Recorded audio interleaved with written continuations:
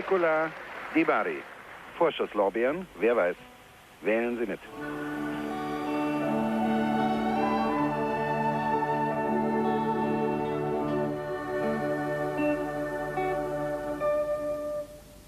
Erano i giorni dell'arcobaleno, finito l'inverno, tornava il sereno.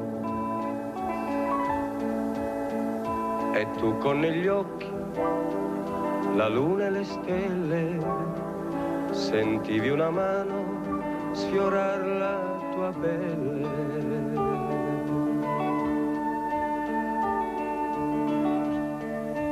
E mentre impazzivi al profumo dei fiori, la notte si accese di mille colori.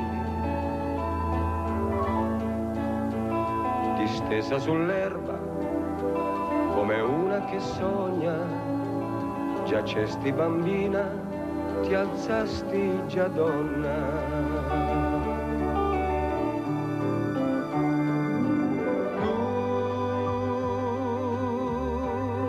Adesso ti vedi grande di più, sei diventata più forte e sicura, è già iniziata la dolce avventura. Ormai sono bambine le amiche di prima, che si ritrovano in gruppo a giocare e sognano ancora su un raggio di luna. Vivi la vita di donna importante, perché a 16 anni ti senti già grande. Ma un giorno vedrai che ogni donna è matura all'epoca giusta e con giusta misura.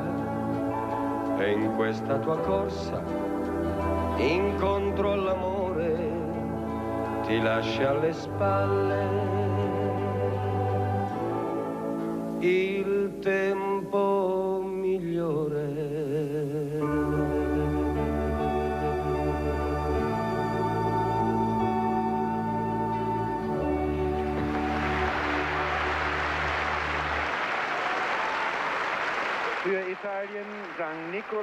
Buongiorno, buongiorno, abbiamo sentito questa bellissima canzone di Nicola Di Bari. Questa mattina parleremo ancora di ambiente, di acqua, di cosa si può fare, perché è un tema veramente, basta vedere cosa è successo in Emilia Romagna, che dovrebbe essere nella scaletta della politica al primo posto, perché non ce n'è per nessuno in questo paese fragilissimo. Ne parleremo in presenza, abbiamo Diotti Salvi Perin, Presidente Associazione Imprenditori del Piave 2000. Grazie Perin di essere qui con noi, veramente grazie. Grazie a voi. Abbiamo collegato da Vicenza Luigi Lazzaro, Presidente Lenga Ambiente Veneto. Buongiorno Presidente, finalmente ce l'ho in trasmissione, sono riuscita ad averla in trasmissione. Buongiorno Presidente. Buongiorno, grazie a voi per l'invito. Buongiorno. Allora, io partirei proprio da lei, Presidente. Questo ambiente, questo territorio da nord a sud, da est a ovest, che è l'Italia, così fragile, però con una grande ricerca, scienza e tecnologia che ci permetterebbe di investire sul territorio per metterlo in sicurezza.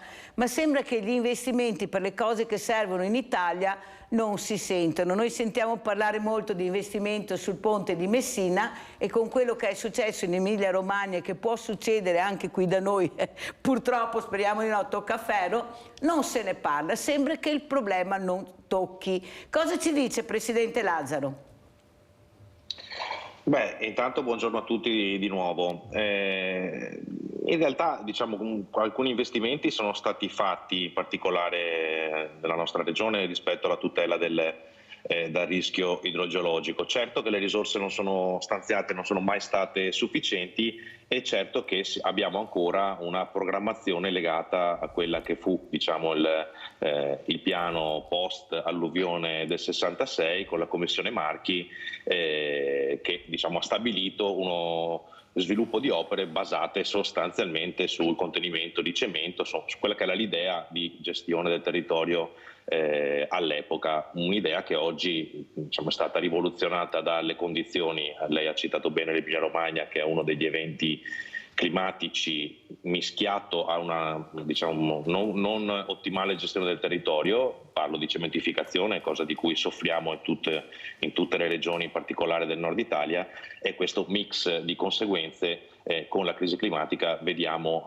purtroppo aumentare quelli che sono gli eventi estremi. Noi nel 2023 Legambiente ha un osservatorio nazionale sugli eventi estremi e abbiamo monitorato oltre 100-120 eventi estremi nei primi mesi di quest'anno, insomma, quindi significa un ritmo forsennato tra siccità estreme, alluvioni o temporali, maltempo, insomma, tutte cose che noi negli ultimi anni anche in Veneto abbiamo toccato da vicino purtroppo, ma come i crolli di pezzi di montagna più o meno gravi, l'ultimo quello di ieri.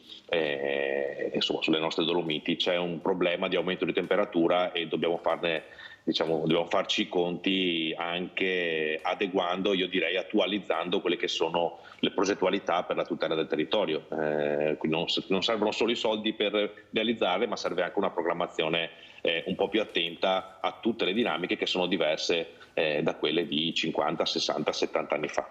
È vero, Presidente, però il leitmotiv è sempre quello: la coperta è troppo corta, non ce la facciamo. I soldi del PNRR non possiamo destinarli in cose che magari non si possono fare. Noi siamo all'oscuro di tutto e ci raccontano quello che vogliono. Sentiamo cosa dice Diotisalvi Perin, questo Presidente dell'Associazione Imprenditore Piave 2000, che veramente da tanti anni si sta battendo per questo Piave meraviglioso, questo fiume amato dalla patria. Forse sarebbe il caso che qualcuno mettesse anche qualche cartello in più, visto la storia del Piave, ma neanche là non ce la facciamo. Cosa ci ha portato per io? Vedo una foto gigantesca, molto bella, libri. Dobbiamo partire intanto da chi ha fatto le protezioni per i rivieraschi, a partire da Fra Giocondo, appunto ingegnere del 1500 della Repubblica Serenissima, che proprio sul Piave ha lavorato facendo i murazzi da Nervesa in destra e in sinistra Piave. Naturalmente in sinistra Piave hanno fatto gli argini, ma qualche centimetro più basso, 20-30 centimetri, in modo che salvare Treviso e Venezia, che l'acqua andasse più in sinistra Piave, ecco, dai nostri studi che abbiamo fatto. Qui abbiamo un libro importante, che è un libro studiato molto bene con l'ingegnere Da Secco, un grande personaggio che ha lavorato a fare i grandi motori per la Franco Tosi, le turbine e quant'altro a Legnago. È venuto a casa a Nervesa, passare i suoi ultimi anni in pensione, ha detto: ma qua se viene a piena succede qualcosa, noi andiamo sotto acqua. Allora abbiamo fatto tutta una ricerca storica.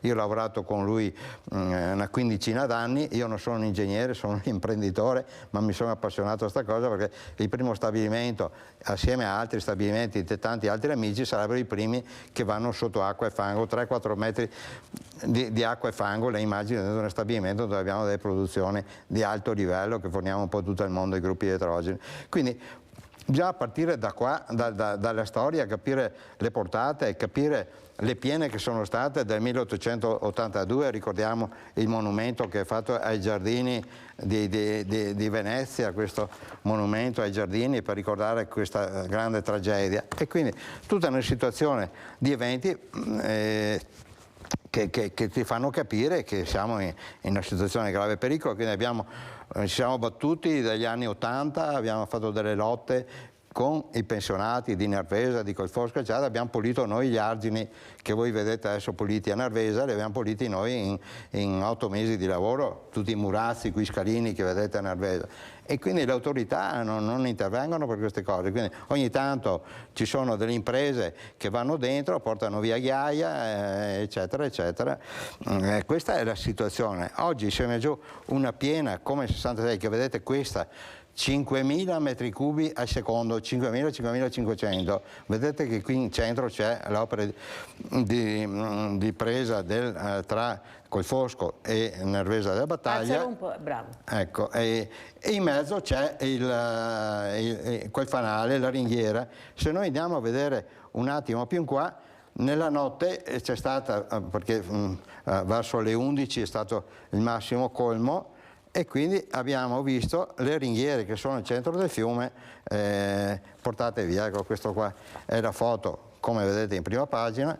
Qui vedete appunto il lampione in centro e le ringhiere spazzate via, quindi immaginatevi 5-6 metri di acqua che viene avanti su tutta la traversa del fiume, quindi l'acqua già scardinava Nervesa, andava giù per Arcade, passava per il centro di Nervesa, le opere di presa, quindi andava già per Spresiano, Arcade, quindi immaginatevi voi, se oggi succede una roba del genere, con milioni di alberi che ci sono dentro, che sono nati dopo l'alluvione 66, è un disastro, perché queste piante si separano dopo sui ponti, effetto diga, quindi è veramente un disastro. Quindi le rotture delle arginature sono state in più punti a partire, quindi ci sono stati anche 2 morti, ma noi partiamo da questa mappatura qua che è straordinaria, della Repubblica Serenissima. Ecco, questa Guardi Lazzaro, guardi cosa ha portato Dio ti salvi, è segnata centimetro per centimetro praticamente la situazione, quanto era la tensione nella Repubblica Serenissima. Questa parte da appunto qui da Colfosco Nervesa e va fino al mare, è un serpente, ecco, tirala fuori perché è una roba straordinaria che l'abbiamo trovato in una soffitta qui di un vecchio ingegnere idraulico di Treviso del genio civile, e il figlio me l'ha donata questa qua e l'ho riprodotta. Ecco, questa qua è riportata tutto, anzi dico adesso subito agli amministratori di Treviso, a tutti i sindaci, a partire dai sorgenti alla foce. Io, chi farà domanda qui a Antena 3, la doniamo questa pianta, quindi che venga esposta. Io facevo parte anche della commissione scientifica della biblioteca del Piave per diversi anni, però dopo sono dovuto andare via perché dentro ci sono delle persone che vi dico che adesso rido. La regaliamo anche a Lega Ambiente allora, perché se la merita proprio. Cosa dice Presidente Lazzaro? Certamente. Dopo aver visto questa meraviglia, guardate cosa conservavano, un attimo buttiamo via tutto. Aspetti un attimo e sentiamo cosa ne pensa il Presidente Lazzaro. Grazie. Prego Presidente. Beh, intanto è una mappa che immagino che in qualche museo di storia fluviale o del territorio qualcuno la voglia valorizzare, perché il corso del fiume ci racconta tante cose da com'era a com'è. E io ho molto apprezzato l'intervento dell'associazione Piave 2000, perché c'è bisogno di parlare di quello che non si fa e non si deve fare di più di quello che c'è da fare. Mi riferisco ad esempio a come si interviene appunto lungo i corsi d'acqua, perché serve valorizzare tratti di fiume che hanno anche un valore che va al di là del valore, diciamo, del portare acqua, quindi da distribuire l'acqua come corso d'acqua, ma anche un valore storico, sociale, morale. Le famose comunità di fiume, le comunità che si sono sviluppate intorno ai fiumi sono la maggioranza nel nostro territorio, e con l'acqua abbiamo saputo poi creare un territorio straordinario, il territorio della bonifica, che ci ha dato, no, anche coltivazioni di pregio. Quindi io penso che sia da valorizzare in tanti modi, partendo da cosa serve non fare lungo un corso d'acqua, cosa che noi chiediamo da tempo, come ad esempio il Piave. Serve non occupare vicino alle sponde, ma serve invece liberare le sponde e il corso d'acqua del fiume da quelle che sono, diciamo, avanzamento delle aree industriali piuttosto che artigianali, piuttosto che di espansione edilizia, che non rispondono alle esigenze del territorio. Questo lo raccontiamo tante volte noi come associazioni ambientaliste, con i dati e i numeri che l'ISPRA o l'ARPAV ci forniscono sulla situazione del consumo di suolo, che è uno dei primi elementi di pressione che quando un fiume è sotto pressione dimensione dal punto di vista della portata d'acqua rischiano di influire negativamente, come è già successo e continua a succedere. Cioè è il consumo di suolo, diciamo, che ci sta creando condizioni di elevato rischio idrogeologico, non il fiume di per sé che farebbe la sua strada come raccontata da quella mappa e che potrebbe utilizzare le aree non solo, diciamo, per espandersi e non creare danni, ma anche per mantenere vivo quel ciclo dell'acqua vitale per tutti, la ricarica delle falde e poi il riutilizzo e l'uso delle acque in eccesso. Lo possiamo fare con soluzioni basate appunto sulla natura, quindi non solo creando invasi, anzi senza creare invasi di grandi dimensioni, ma ridando spazio naturale al fiume come associazione ambientalista siamo convinti che bisogna partire dal ricordo del fiume e della sua funzione per provare a restituire non solo una vitalità complessiva all'ecosistema, ma anche una dignità al corso d'acqua dal punto di vista del suo valore simbolico. Abbiamo Livio da Padova. Ciao Livio. Ciao e un saluto a tutti gli ospiti. Io vorrei sapere come mai non si chiede mai un parere al professor Dal Piaz, che è veramente un'autorità in fatto di alluvioni, in fatto di prevenzioni, eccetera. Dal POS dici? Luigi. Come? Luigi. Dal PAOS, che cosa dici? Sì, Quale... dal PAOS, ecco perché avevo capito quale professore, dal PAOS. Sì, dal PAOS, professor Dal PAOS. Chiedere, ma non quando sono successi i disastri, i morti e le devastazioni, di chiedere prima un parere, una consulenza, anche magari pagandolo. Perché non viene fatto questo dai comuni, dai consorzi, dalla regione, dallo Stato? Questa autorità potrebbe dire qualcosa di utile su come prevenire in parte, perché poi tanti eventi sono eventi imprevedibili e purtroppo però potrebbe dare un parere utile se si vuole ascoltarlo. Io non so perché non venga fatto questo. Ecco, secondo i tuoi ospiti cosa ne pensano di queste idee? Ecco, grazie. Grazie a te Livio. Allora, prima di rispondere al nostro Livio da Padova, andiamo a vedere questo servizio che ci ha mandato questo video il presidente Lazzaro. Non si può dormire sul letto del fiume.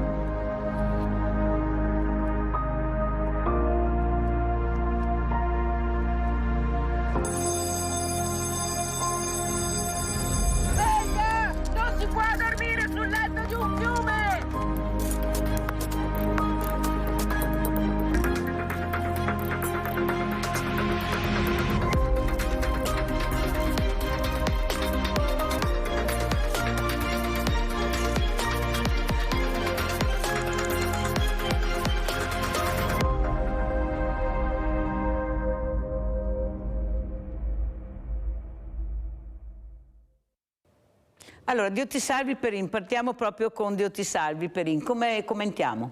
Grazie, bravissimi questi giovani e tutto quanto, Legambiente, bravi, però io mi sono trovato con la commissione scientifica della Biblioteca del Piave dei personaggi dentro che vanno a correre dietro ai turisti che arrivano, le persone che vengono da fuori provincia, che con un secchio vanno a prendere sui sassi colorati magari del Piave, e quando dopo rientrano, dopo 3-4 ore di camminata, gli dicono: fermo qua, non caricare o ti denuncio, chiami i carabinieri, riporta i sassi tutti noi che hai trovato. È come dire che tu hai i cavatori che portano fuori centinaia, migliaia di camion di sabbia, non lo facciano. Quindi ragazzi, bravi questi ragazzi, però ragazzi pensate, quindi Legambiente, ok, tanto di cappello per certe cose, ma non si entrano sul discorso tecnico. Prima si parlava del professor Dal Paus, quindi intervento senz'altro, ma il professor Dal Paus, guardate che è decenni e decenni che si batte, quindi se noi non ascoltiamo l'Università di Idraulica di Padova,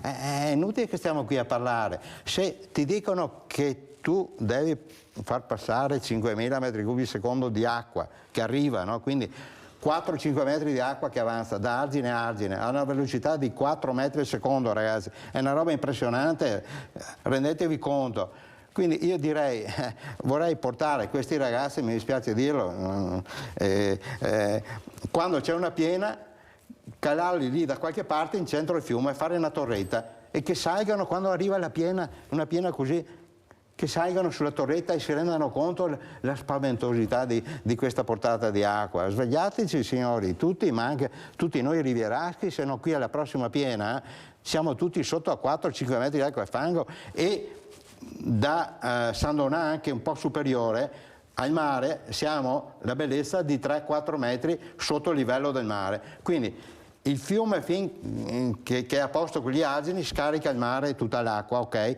Ma gli argini che si rompono prima, come vediamo qui in questa mappa, che sono segnate tutte le rotture storiche, l'acqua che va fuori rimane tutta là per mesi e mesi, e ci vuole le pompe per tirarla fuori, tutta quell'acqua lì. Ci sono tutti i cosi di bonifica, e vedete cosa hanno fatto i nostri avi dopo la Repubblica Serenissima. Migliaia e migliaia di persone hanno lavorato con questo badile in legno, perché noi siamo andati anche a bonificare l'Agro Pontino. Questo erano migliaia di pale fatte in legno così perché la melma non si intacchi, e creare tutti quei canali che voi vedete quando andate al mare, che attraversate quelle centrali vecchie, dentro lì ci sono i motori e le pompe che tirano fuori l'acqua per buttarla in mare. Ragazzi, questi qua, tutti questi canali che partono da Rovigo, ma su tutto il Veneto, che voi vedete quelle centrali vecchie in giro di costruzione tipo al tempo del fascismo, quindi siamo al tempo, e che vanno fino a Monfalcone, ci sono centinaia di chilometri di canali che vanno in giù, che vanno in su, che i nostri avi del Consorzio di Bonifica adesso stanno appunto facendo manutenzione per scaricare l'acqua. Quindi se non c'è questo noi siamo sotto acqua perennemente. Quindi pensiamoci a queste cose qua, ragazzi, non c'è alternativa. Pensiamo alla storia, cosa è successo. Quindi noi qua in Veneto abbiamo bonificato tutta questa zona da malaria eccetera, e dopo siamo andati, come ho detto, anche nell'Agro Pontino. I nostri veneti nell'Agro Pontino, perché erano animali eccetera, dormivano sugli alberi. Io ho un libro, una pubblicazione dell'Agro Pontino, che i nostri veneti, per aiutare che lavoravano lì giù, davano a dormire sugli alberi perché c'erano degli animali che potevano attaccarli di notte. Ecco. Sentiamo il Presidente Lazzaro. Prego Presidente, a lei la parola, e rispondiamo anche al nostro Livio da Padova. Ma guardi, tanto grazie, mi fa piacere aver potuto far vedere l'azione che hanno fatto i nostri giovani dell'associazione, non solo giovani, ma anche, come avete visto, c'erano circoli e persone che venivano non solo dal Veneto ma anche dall'altra parte del Po, dell'Emilia Romagna, c'erano amministratori, sindaci che hanno fatto l'iniziativa con noi, che è chiaramente un tentativo di lanciare un messaggio rispetto a una situazione critica che in quel caso per il Po lo scorso anno ci ha fatto vedere in maniera, diciamo, plastica che quanto l'assenza di acqua possa essere un problema, un dramma per l'economia anche del territorio. Penso alla risalita del cuneo salino, ad esempio, che ha superato i 30 km, i danni per l'agricoltura, i costi per desalinizzare le aree e l'irrigazione, insomma, per quei territori, per citarne alcuni, ma come la perdita anche di attrattività, scusate, del territorio senza acqua. Dobbiamo un po', noi credo stiamo ripetendo da tempo questo concetto, siamo consapevoli che ad esempio parliamo del Veneto, lungo il Piave è dove si è intervenuto di meno dal punto di vista della tutela del rischio idrogeologico e dove purtroppo si è intervenuti di più a mani libere per fare del medio corso del Piave un'area ad alto rischio, facendo un'azione che, ripeto, è quella che citavo prima, cioè l'occupazione degli spazi del fiume, l'occupazione delle sponde piuttosto che delle grave, l'occupazione del suolo con la cementificazione e l'asportazione di materiale di ghiaia in maniera, diciamo, molto molto importante, non certo i sassolini portati via da chi va, diciamo, a prendere il sole in taluni posti molto belli quando hanno l'acqua che troviamo lungo quel fiume, come in tanti altri fiumi della nostra regione. Quindi c'è un tema, diciamo, di gestione del medio corso del Piave in particolare, che negli anni ha creato condizioni di stabilità, e questo dovrebbe essere un elemento di discussione soprattutto per gli amministratori del territorio, che avrebbero bisogno di intervenire con più decisione su quel tratto di fiume tutti insieme.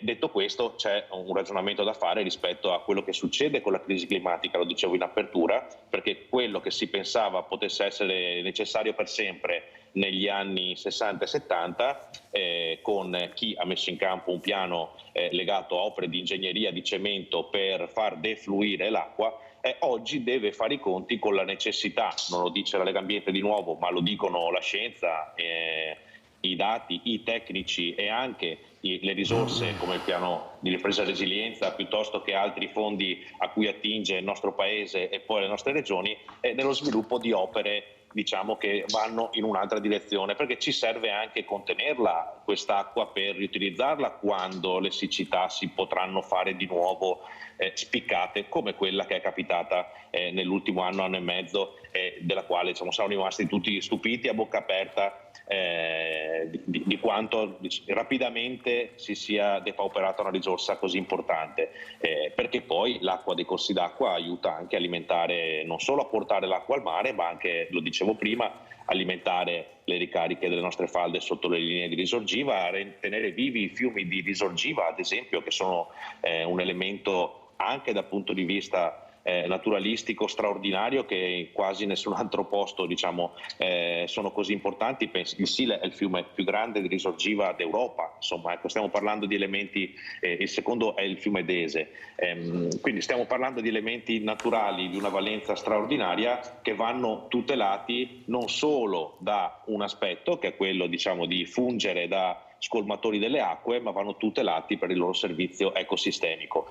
Quindi sicuramente dall'ingegner Dal Paos a altri ingegneri che hanno portato un'idea di sviluppo del territorio basata sulla diciamo, mandare via tutte le acque in eccesso, oggi devono fare i conti con altri ingegneri che basano il principio oggi più diffuso della discussione, quello sulle soluzioni basate sulla natura, e quindi si interviene non cementificando, incanalando, ma liberando e restituendo spazio ai corsi d'acqua. Questo è l'incontro di due pensieri che, ripeto, dopo 50, 60, 70 anni fanno i conti con il cambiamento climatico e la gestione del territorio, e noi crediamo che si debba intervenire con un equilibrio che ci aiuti a tutelare i cittadini, perché bisogna adattarsi al cambiamento climatico da un lato, e quindi vanno tutelati e tutti dobbiamo capire quello che succede e prenderne, diciamo, delle contromisure, ma dall'altra parte dobbiamo mitigarlo e quindi impedire che questo accada, e dobbiamo impedirlo non solo dando sfogo all'acqua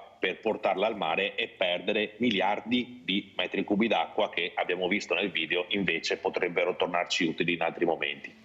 Presidente, come mai queste associazioni ambientaliste vengono viste come un ostacolo e invece di una risorsa? Io dico sempre che nei comuni, nelle giunte, oltre alle quote rosa ci dovrebbero essere le quote verdi, perché io ho tantissimi ospiti proprio che si occupano di ambiente e associazioni e sono delle persone molto competenti, molto valide, però molte volte nelle amministrazioni siete visti come un ostacolo a quello che veramente si potrebbe fare assieme, perché più idee avere più risorse. Come mai, Presidente? Guardi, io non lo so rispondere perché gli amministratori vanno, diciamo, interpretano in un modo oppure in un altro. Io credo che ci sia una certa idea di utilizzare i temi ambientali per classificarli come è sempre stato, perché d'altra parte Legambiente esiste da più di 40 anni, da 43 anni e ha fatto sempre il suo tipo di attività ambientalista sul territorio, a prescindere da chi ha svolto diciamo, attività poi di politica e di governo. Io credo che ci sia così un facile accostamento a un'opposizione sui temi, diciamo, dedicati alla tutela dell'ambiente, che si usa un po' per non poi discutere dell'argomento nella sua, diciamo, invece articolazione e nella sua complessità, perché non stiamo parlando di, diciamo, di cose banali, ma stiamo parlando di come garantire non a parole la tutela del territorio, la consegna di questo alle future generazioni. Spesso sentiamo dire queste parole, però poi concretamente, diciamo, non riscontriamo, ripeto, solo noi come associazioni, ma lo riscontrano gli organi che si occupano di monitorare lo stato di salute del nostro paese, che sono appunto gli enti ufficiali, l'ISPRA, piuttosto che le ARPA di ogni regione, piuttosto che altre, diciamo, enti di ricerca che si occupano di raccogliere informazioni e dati, e quello che ci viene restituito è un territorio che continua a essere sempre più cementificato, guardi i dati del consumo di suolo che ho citato prima, piuttosto che continua a perdere biodiversità, piuttosto che continua a perdere aree verdi. Insomma, ecco, dobbiamo invertire questa rotta, e non lo si fa, diciamo, creando una contrapposizione tra necessità ecologiche e necessità sociali, anzi bisogna metterle insieme, come noi diciamo da tanto tempo, e lavorare in una direzione tutti assieme, a prescindere poi da come uno vuole utilizzare i temi. In teoria, però in pratica questo non lo vediamo purtroppo, Presidente, molto poco, anzi vi danno la colpa di essere sempre di ostacolo, di non approvare le cose che loro invece vorrebbero approvare quasi sempre il cemento, esatto. Purtroppo questa è la verità. Allora andiamo a vedere invece adesso questo video che ci ha portato Diotisalvi Perin, Nervesa su Invaso Ciano, perché anche qua si sente di tutto e di più. Sindaci divisi, però ormai questo sarà fatto. Questo è quello che dice il professor Dal Paus, un altro esperto regionale che ho avuto ospite, è stato deciso, si farà là. Andiamo a vedere, poi commentiamo con Diotisalvi Perin. Che non siano razzisti, perché quando succede che arriva 5.000 metri cubi al secondo, ragazzi miei, dobbiamo essere solidari con tutta la comunità del Piave. Parole come pietre quelle di Diotisalvi Perin a nome dell'Associazione Imprenditori Piave 2000, perché lui non ci sta ad aspettare più le opere che reputa essenziali per la sicurezza non solo delle popolazioni rivierasche, ma per gran parte della Marca e dell'intero San Donatese. Secondo lei c'è troppo ambientalismo su questo Piave? Beh, sicuramente sì, perché per esempio a Crocetta cosa c'è? Non c'è niente, perché c'è la Rosalina del Piave, questi ambientalisti fanno ridere. E rincara la dose, mostrando al sindaco Marianella Tormena i muri costruiti a Nervesa dalla Serenissima, ben prima di quelli progettati dalla Regione per l'invaso di Ciano. Giudizi sferzanti da chi sin dagli anni '80 si batte perché l'intero alveo del fiume sia libero dalle alberature, al punto, verso la metà degli anni '90, da rischiare la denuncia per aver iniziato a tagliare gli alberi appena sopra la centrale di Nervesa. La forestale è arrivata qui mitra e i cani quella volta qui, era un giorno di festa per tirare via delle piante secche. Il punto fisso rimane l'alluvione del 66, con le immagini della devastazione nei nostri territori. È solo il bianco e nero a fare la differenza rispetto alle immagini di questi giorni dalla Romagna, segno che, sottolinea Perin, con i cambiamenti climatici quello che è passato potrebbe tornare. 40 anni sono passati, ma la convinzione soprattutto di chi ha l'attività vicino al Piave rimane. Oltre alla pulizia del fiume, per gestire le piene vanno fatti i bacini di laminazione e i collegamenti con le cave vicine, come ad esempio Bidasio. Dobbiamo pensare che l'acqua, quando viene giù, basta contenere l'acqua per alcuni giorni, dopodiché il serbatoio di eliminazione si apre e ritorna tutto come prima. E adesso andiamo in pubblicità.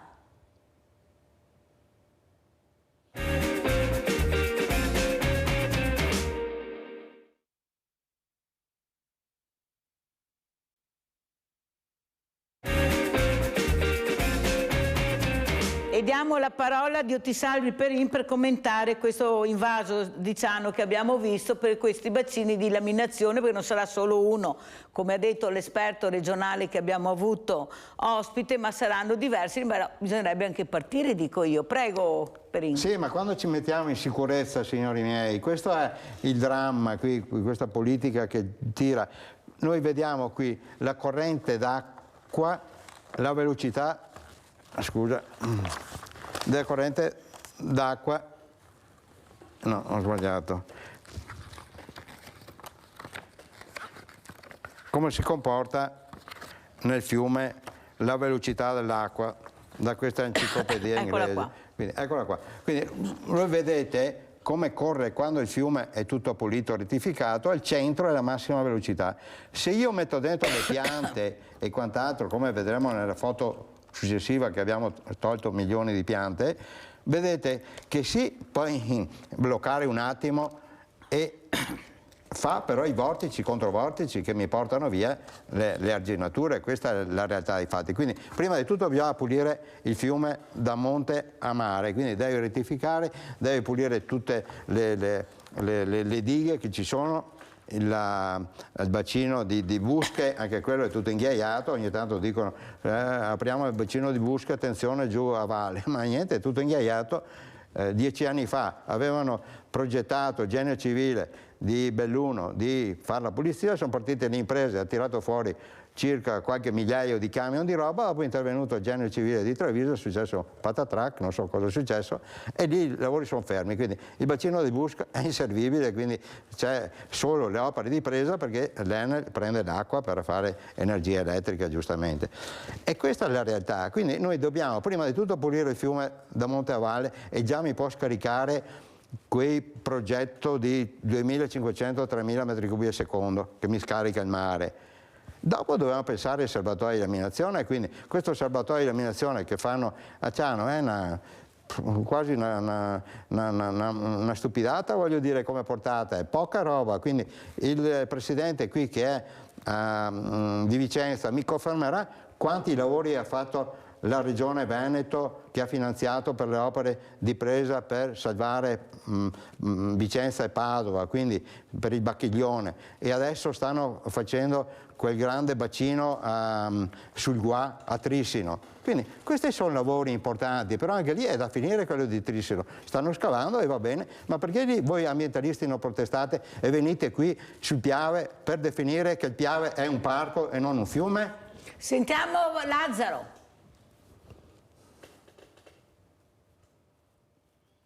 Non sentiamo la voce, Lazzaro, non c'è la voce.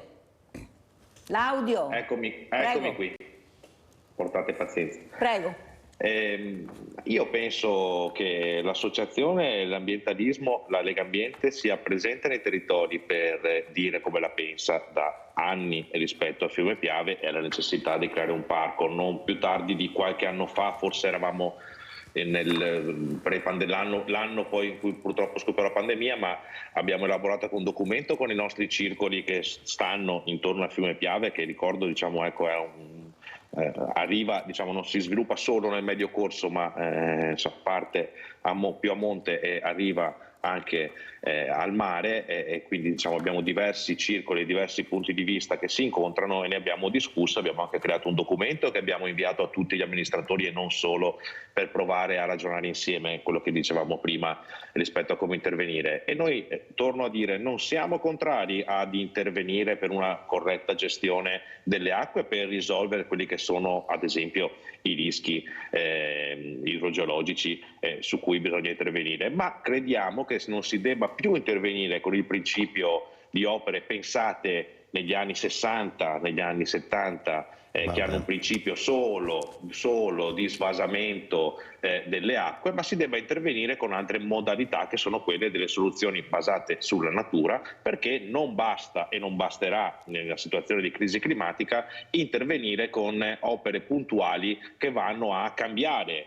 quella che è la vita di un corso d'acqua, di un fiume, che è un elemento vivo su cui intorno si sviluppano, possono essere più piacevoli alla vista o all'opinione delle singole persone rispetto al valore che queste sponde fluviali hanno, ma noi crediamo che ad esempio i corridoi ecologici che si creano lungo i corsi d'acqua abbiano un valore ecologico e ecosistemico incredibile. Non solo, hanno anche un valore economico, perché intorno ai servizi, cosiddetti servizi ecosistemici, si sviluppano tante economie del territorio e tante persone, tante imprese, tante attività lavorano su una moltitudine di attività che non è solo quella turistica, solo quella naturalistica e non è solo quella estrattiva delle risorse. Quindi serve un equilibrio, e questo lo chiediamo da tempo, e nei territori veniamo, anzi accettiamo l'invito, insomma veniamo volentieri per ribadire qual è la nostra posizione, che rispetto a opere che si calano nel territorio senza un percorso di collaborazione con i territori di discussione. Ricordo che abbiamo attivato nel nostro paese i contratti di fiume come elemento che molti fiumi e molti soggetti hanno deciso di mettere in campo, ma che poi nel concreto noi non vediamo svilupparsi, o dove si sviluppano veramente in maniera, diciamo,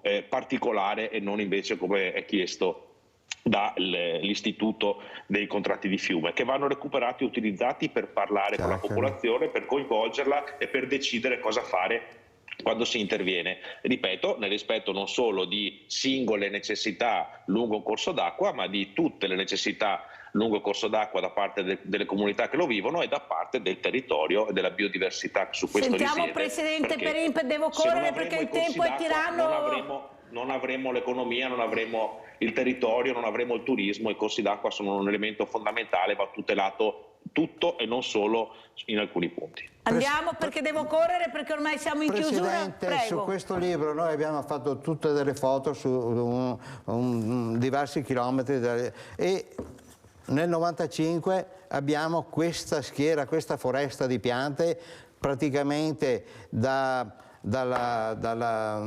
Pederobba fino a Ponte di Piave. Ecco, qui abbiamo lottato e abbiamo tirato fuori la bellezza di decine di migliaia di camion rimorchio di tronchi, sono piante alte fino a 30 metri, quindi con la nostra battaglia. E questa è la situazione del fiume, che noi dopo, adesso sono passati 20 anni, ma le piante stanno ricrescendo. Se vuole venire a fare un giro con me e si rende conto, ma lei non mi ha risposto perché a Vicenza sì e qui invece rimane un parco.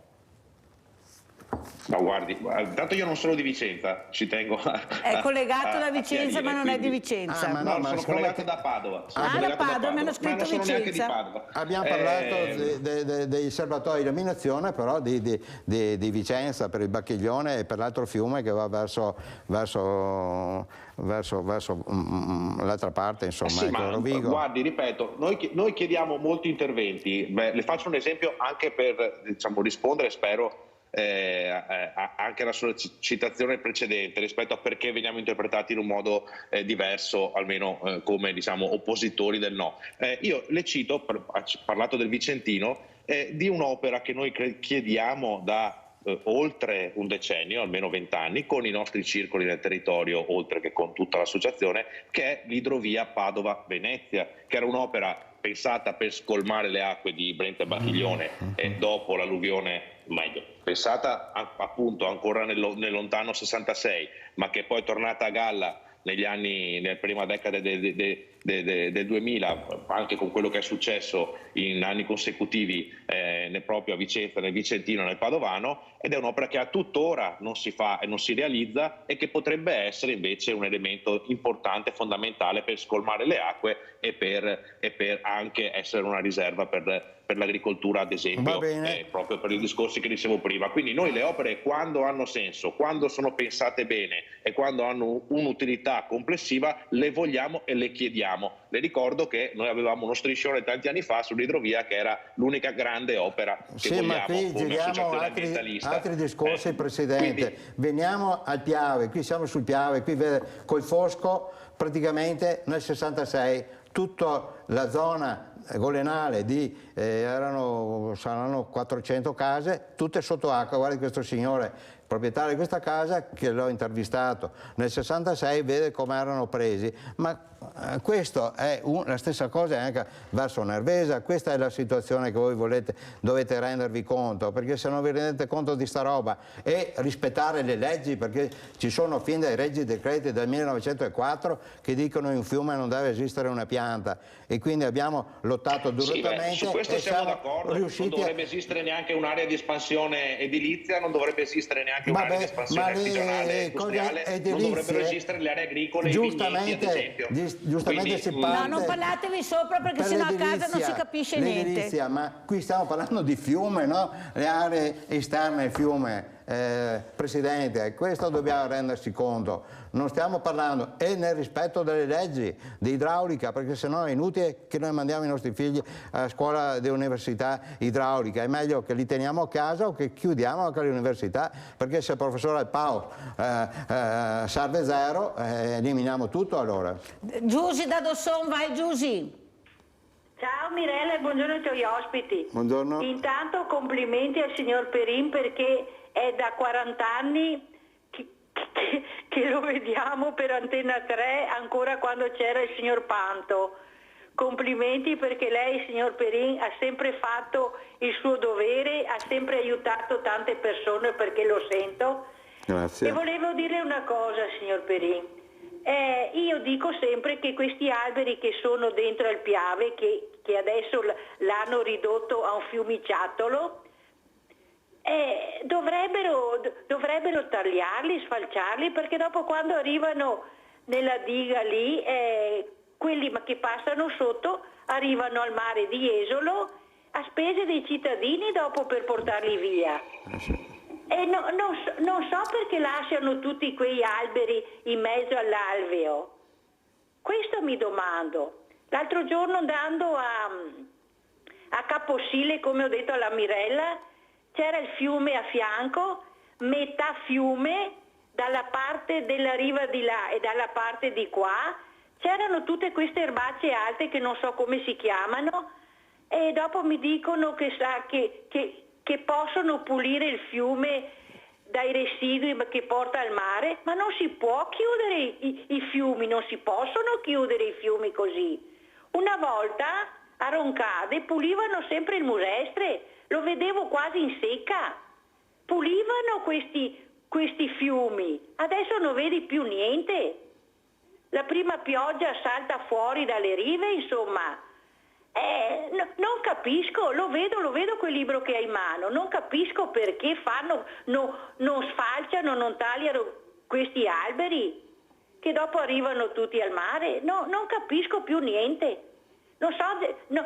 Non so da chi dipende, se dai verdi, dai rossi, dai gialli, perché qui è un casino, sa. Vi ringrazio. Grazie. È più che altro dai consorzi che paghiamo anche profumatamente. Andiamo a vedere invece Fiumi Lega Ambiente. Visto che parliamo di fiumi, andiamo a vedere Fiumi Lega Ambiente, andiamo a Padova. Il Bacchiglione non sta bene a dirlo. È Legambiente che si appresta ad avviare la seconda campagna Operazione Fiumi, realizzata in collaborazione con ARPAV. Un progetto che mira a fotografare lo stato dei fiumi veneti. I parametri sotto la lente di ingrandimento saranno il batterio Escherichia coli, i fallati e il glifosate. Bacchiglione e Retrone sono due fiumi per cui scatta anche nel 2022 un allarme rispetto a criticità per quanto riguarda la depurazione. La presenza di batteri fecali, che segnalano la scarsa o mancata depurazione dei corsi d'acqua oppure sversamenti illegali avvenuti lungo il suo scorrere, dimostrano che persistono criticità in entrambi i fiumi e che queste debbono essere ricercate con molta più solerzia da parte degli amministratori locali. Una campagna anche di sensibilizzazione che coprirà tutto il Veneto. Questa campagna è stata possibile realizzarla grazie al contributo di oltre 50 giovani volontari che hanno partecipato ad un percorso di formazione sia teorico che sul campo e ci hanno aiutato nelle attività di monitoraggio e campionamento durante il mese di maggio. Attraverso poi 8 appuntamenti da qui fino al 9 luglio attraverseremo tutti i fiumi del Veneto per comunicare ed informare la cittadinanza sui risultati delle nostre analisi, ma non solo, attraverso poi appuntamenti e attività realizzate in collaborazione con i circoli di Legambiente sul territorio e con altri partner proporremo appunto anche attività di sensibilizzazione e volontariato ambientale lungo i principali corsi d'acqua della nostra regione. Dio ti salvi Perin, come commentiamo? È una situazione che qui bisogna prendere la situazione in mano, intervenire, quindi che si responsabilizzi il Presidente, il dottor Luca Zaia, prima che ci lasci come Presidente della Regione Veneto, quindi che si batta a Roma nei tavoli giusti, perché potremmo trovarci a breve in questa situazione qua. Io ho portato solidarietà in Piemonte, questa è la situazione Piemonte, ecco, ci siamo documentati nel 94 ancora.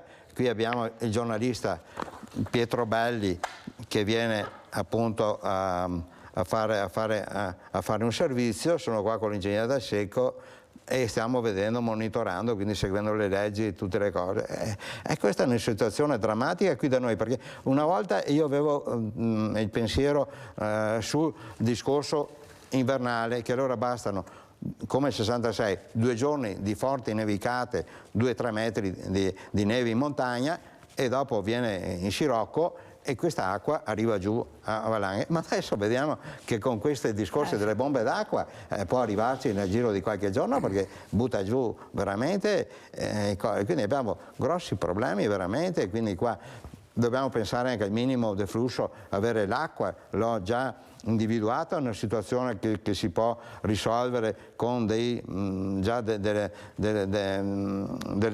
cave che ci sono, quindi si possono risolvere, però bisogna trovare il personaggio che decida questo. Quindi mi appello al Presidente Zaia che intervenga a fare un giro con me nel Piave e vediamo la situazione, quindi che sia coadiuvato da una serie di ingegneri e quant'altro, perché noi abbiamo fatto proteste notevoli nel 94-95 davanti al prefetto, abbiamo qui lettere da Torda a Spadaccini eccetera, che ci dava solidarietà e veniva con noi, quindi io sono stato contento di avere questo apporto qui con queste grandi autorità che dicevano dobbiamo far presto. Io ho detto boh, allora prefetto mandi l'esercito che hanno gli scavatori e tutto quanto, invece che vanno a fare la guerra da una parte o dall'altra per il mondo, mandi qua, abbiamo i mezzi, gli scavatori, e intanto portiamo fuori tutto il materiale dall'alveo del Piave in modo che scarichi questi tot metri cubi al secondo. Questo è l'appello che rivolgo, signori miei. Quindi sentiamo Lazzaro come risponde e cosa vuole aggiungere. Sì, grazie. Intanto anche per rispondere alla signora, per schiarire le idee su cosa succede lungo i corsi d'acqua, chi decide è l'autorità competente come intervenire, se intervenire, se ci sono alberi da tagliare o vegetazione da non tagliare, e lo fanno ingegneri, quindi anche per rispondere a Perin, non è che gli ingegneri non servono più, sono tutti ingegneri nel genio civile che si occupano di gestire appunto i fiumi, i grandi fiumi. Poi ci sono i consorzi di bonifica che gestiscono invece la rete minore, i canali consortili e tutta la rete, diciamo, di effluenti e affluenti poi dei corsi d'acqua che servono i territori della bonifica e l'agricoltura. Sono elementi che si compenetrano, però come si gestisce un corso d'acqua sia per quanto riguarda un fiume sia per quanto riguarda un canale e anche un'area di bonifica ce lo stanno raccontando i gestori stessi, quindi i consorzi, piuttosto che anche l'autorità distrettuale, che si deve intervenire con le nuove soluzioni basate sulla natura e quindi restituire spazio ai corsi d'acqua, perché oltre al problema della quantità e quindi di defluire e trattenere le acque, come notiamo noi con la nostra campagna Operazione Fiumi, c'è anche il tema della qualità e quindi della capacità di un fiume di assorbire carichi inquinanti, di poterli autodepurare, perché ricordiamo che l'acqua ha anche questa funzione, per fortuna, di poter aiutare, diciamo, in un percorso verso il mare, anche di in qualche modo contribuire a depurare quello che noi carichiamo attraverso, diciamo, le nostre apporti di affluenti, di quello che scarichiamo dai centri urbani, oltre che tutto il resto delle attività, e quindi dobbiamo essere consapevoli di queste tante funzioni di un corso d'acqua. Vanno tutte rispettate e tutte messe in fila con l'aiuto degli ingegneri per gli aspetti ingegneristici e con l'aiuto, diciamo, delle scienze che guardano appunto all'ingegneria naturale e a quello che si deve concatenare con la crisi climatica, e quindi a come dobbiamo intervenire per adattarci oltre che per mitigare, sono gli elementi che noi come Legambiente vogliamo mettere al centro oggi. Però Presidente Lazzaro, non le sembra che forse facciamo tanta teoria e poca pratica, molta teoria e poca pratica?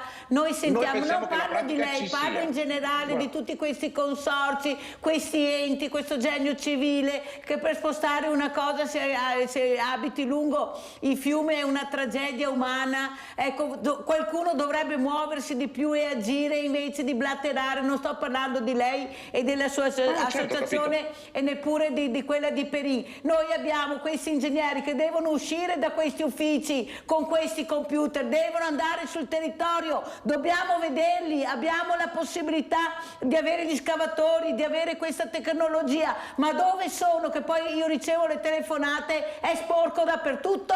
Abbiamo Gianfranco Valeri da Cesalto, vai Gianfranco. Sì, buongiorno signora Mirella, buongiorno ai suoi ospiti. Ecco, Mirella, noi abitiamo qui in una marea di canali, io ho 73 anni, da piccolo ero sempre nei canali e tutto, però sono stati, quando si parlano di questi forti acquazzoni, i forti acquazzoni, Mirella, sono sempre venuti anche una volta e adesso sa perché perché hanno fatto anche l'agricoltura una volta qui era messa, aveva i suoi pozzi, aveva i suoi scuine, cioè quando veniva il forte acquazzone, dopo un giorno o due affluiva nel canale. Adesso Mirella, se viene un acquazzone, dopo 10 minuti sul canale, perché lei viene in tutto il territorio, hanno fatto i vigneti, non hanno levato i pozzi, dove c'è il mais hanno levato i pozzi, dove c'è il grano hanno levato i pozzi, hanno messo tutti questi famosi drenaggi praticamente con un posto solo. Si immagini quanti tonnellate di acqua va dentro in questo canale che poi dopo 2 minuti è strapieno. Se stessa acqua, Mirella, guardi, le dico, la stessa acqua che è venuta in Romagna viene qua, succede le stesse cose, perché abbiamo messo il territorio in condizione, quando parlano di invasi, noi avevamo tutti invasi naturali, perché le scoline erano invasi naturali, invece per appropriarsi sempre di più del territorio e fare sempre più produzione, abbiamo rovinato. Si chiama monocultura. Ecco, la biodiversità è sparita. Grazie Gianfranco Valeri, devo correre. Come ci saluta Dio ci salvi Perin, perché siamo proprio in chiusura. Ma io vi saluto, grazie per tutto, quindi stiamo facendo tantissime attività culturali di ricerca. Io anche come presidente del Museo del Piave Grande Guerra ho motivo di andare quasi ogni giorno nel Piave a seguire le cose. Adesso ultimamente abbiamo una bella attività che si è avvicinato anche il sindaco di Spresiano e abbiamo una nuova proposta che riguarda un po' il discorso di Lovadina, di ricerche storiche che stiamo facendo e che abbiamo richiesto anche appunto di approfondire un discorso sui percorsi storici di Marco Daviano che attraversava i guadi del Piave, quindi abbiamo delle cose che vi diremo più avanti in una prossima trasmissione, spero che portiamo avanti con Marco, il sindaco. E questo sarà fatto. Grazie a Dio ti salvi Perin. Sentiamo come ci saluta anche il presidente di Lega Ambiente Luigi Lazzaro, Lega Ambiente Veneto. Grazie per l'opportunità di confronto, ci auguriamo di poter continuare a portare la discussione su un piano delle soluzioni e non del trovare, additare responsabilità, ma anche per rispondere a lei su quello che diceva prima, noi crediamo che non ci sia poca pratica, che manchi invece politica che decide con coraggio che strada intraprendere e sollecita poi i tecnici a intervenire per direzioni precise. Quindi cerchiamo di unire gli intenti, perché per risolvere soluzioni complesse non possiamo utilizzare i metodi del passato, ma dobbiamo capire cosa succede al pianeta ascoltando la scienza e ascoltando i cittadini per fare scelte coerenti con il benessere di tutti e non solo di una parte. E io aggiungo e anche agire perché abbiamo la possibilità di farlo, di intervenire, perché per intervenire bisogna fare prevenzione e per fare prevenzione bisogna veramente investire sul territorio, questa è la verità. Grazie a Luigi Lazzaro, Presidente Lega Ambiente Veneto, grazie al nostro Dio ti salvi Perin, Presidente Associazione Imprenditori Piavi 2000, che inviteremo ancora, grazie pubblicità.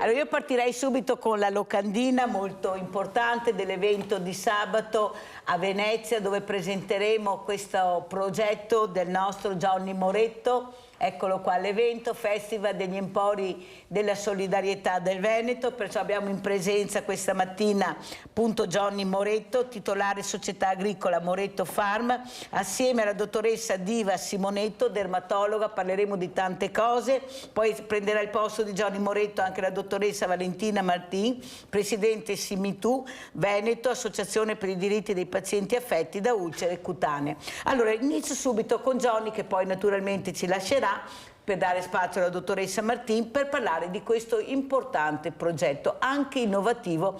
Avete sentito nella prima parte, abbiamo parlato di acqua, di siccità, di nubi fragili, non si chiamano bombe d'acqua, non esiste nella terminologia corretta, ci diceva il meteorologo, ma si chiamano nubi fragili. La bomba d'acqua è un'invenzione giornalistica, dicono. Allora, Johnny Moretto, iniziamo a vedere e a parlare appunto di questo importante progetto che presenteremo sabato a Venezia, proprio in Regione Veneto, per capire l'importanza di questa acquaponica. Prego Johnny. Bene, grazie sempre dell'invito. L'acquaponica è una pratica agricola per coltivare ortaggi e allevare pesci e lo si fa in modo naturale e risparmiando risorse. Come funziona? Uniamo due pratiche agricole, l'acquacoltura, quindi l'allevamento del pesce, e l'idroponica, cioè la coltivazione senza il suolo.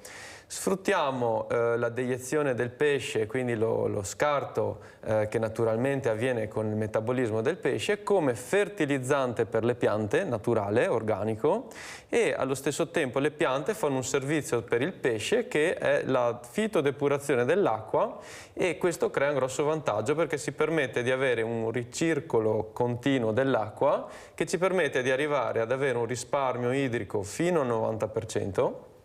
Rispetto alla coltivazione in pieno campo, quindi in piena linea con l'emergenza idrica che abbiamo oggi, proprio per il fatto che pesci e piante vivono assieme, non possiamo usare prodotti fitosanitari, quindi anche il prodotto che ne deriva è un prodotto di elevata qualità, e il fatto che è privo di terra ci permette anche di avere un prodotto privo di nickel. Pensiamo quindi anche alle intolleranze al nickel, in questo caso quindi un prodotto in questa direzione.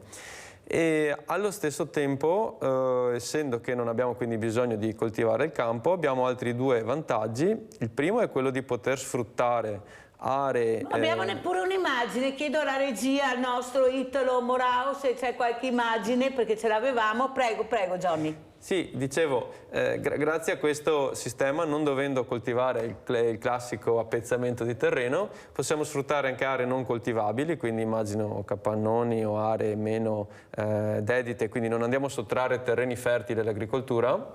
Allo stesso tempo possiamo andare in verticale, quindi sfruttare anche in altezza lo spazio, e soprattutto non abbiamo barriere architettoniche, quindi entriamo in un tema anche dell'inclusione sociale, che si collegherà quindi al progetto che verrà presentato sabato, perché l'orto innanzitutto non è a terra ma è ad altezza uomo. Orti Obama, base mano, sarebbe di Orte base mano, no, Orto Obama dell'ex presidente dell'America, ma Orti base mano, importantissimo per il mondo dei diversamente agili, come li chiamo io. Prego Johnny. Esatto, e allo stesso tempo non dobbiamo fare una serie di operazioni pesanti che servono necessarie sulla terra, come zappare mi viene in mente, ma in questo caso semplicemente le operazioni sono legate a piantare, controllare e raccogliere, quindi adatte anche ad esempio a un disabile in carrozzina, mi viene da dire. Allora, sentiamo anche cosa ne pensa la dottoressa Diva Simonetto, dermatologa. Non si usano prodotti chimici, fa bene anche alla salute, noi chissà cosa mangiamo tutti i giorni, chissà che allergie abbiamo e non sappiamo neanche di averle. Prego dottoressa Nickel Simonetto. È un'allergia molto frequente, però io non sono informata, dico la verità, ma siamo sicuri che nell'acqua non ci sia nickel? Ma allora, noi di fatto l'acqua è di origine piovana. E, ecco perché credo che nell'acqua potrebbero esserci sì, dei nickel. Diciamo che Questa è una tecnica che nasce anche con un progetto finanziato con la Regione Veneto e nel corso degli anni di questo progetto, che si è concluso a marzo scorso, abbiamo avuto occasione di fare analisi, anche grazie al Dipartimento dell'Università di Padova, una serie di analisi sull'acqua e che ci ha confermato appunto... Sembra un'acqua particolare praticamente, quindi No, acqua è semplicemente piovana. acqua piovana, e la quale viene arricchita con le deiezioni del pesce che fertilizza le piante sostanzialmente. È una cosa che non conoscevo, dico la È una verità. cosa innovativa, Una cosa veramente. innovativa. Forse in Oriente coltivano sull'acqua, Ma allora no? è innovativa, ma il principio è molto antico. appunto, Pensiamo perché- ad esempio alle risaie dei cinesi. in Loro Oriente. utilizzavano le carpe in queste risaie dove c'era uno strato d'acqua Appunto, per concimare anche il riso. Se ho letto bene... Sì, il principio quindi è antico. La storia è storia, I principi sono i sempre principi. antichi. Allora, dottoressa Simonetto, fra poco inizierà la bella stagione, tutti al mare, tutti in montagna, un sole che non è più un sole bello, pulito, possiamo metterci là, specialmente chi ha la pelle chiara, non ne parliamo. Ma neanche una volta. Ma si neanche poteva una volta mettere si là, poteva, però si faceva di tutto, tanto è vero che poi ci sono molti problemi per queste persone che non hanno fatto prevenzione, poi negli anni poi si vedono, ecco, questi problemi. Cosa ci racconta? Com'è la situazione nel 2023? Si è imparato qualcosa? Si capisce Allora, che la prevenzione in tutti deve gli essere anni, fatta sì, prima? Certamente la gente ha imparato a esporsi al sole in maniera diversa. 20 anni fa, 30 anni fa mettevano al sole bambini e tutti quanti perché il sole faceva bene, perché era dopo la guerra era antirachitismo e quindi era molto utile. Adesso hanno imparato, c'è stato un periodo di tempo negli anni '80 in cui c'era il sole proprio a go-go, nel senso che le persone facevano queste vacanze al mare di 15-20 giorni, si mettevano al sole a prendere il sole per abbronzarsi, perché era indice di bella persona, di persone di un determinato rango.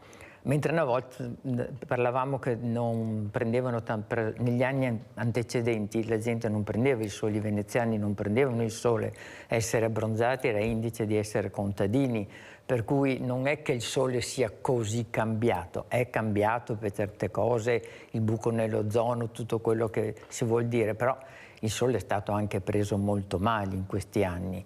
Adesso sembra che la situazione sia migliorata, però è una cosa che io volevo dire: benissimo gli schermanti, ne usano in quantità e se ne usa in quantità abbondante, però io vorrei mettere una parola che non solo lo schermante serve per difendersi, bisogna anche mettersi il cappello, mettersi la maglietta, mettersi la camicia, perché a proposito di inquinamento, se noi pensiamo quanti chili di crema viene messa dalle persone e quanta viene sciolta nell'acqua. Sono quintali di creme che contengono di tutto, che vengono sciolte nell'acqua. Quindi ritornare ai vecchi metodi, un bel cappello, una camicia, non vestirsi, prendere il sole con attenzione nei momenti più giusti sarebbe importante. Comunque l'importanza dei filtri non c'è dubbio, che è essenziale e che può salvarci.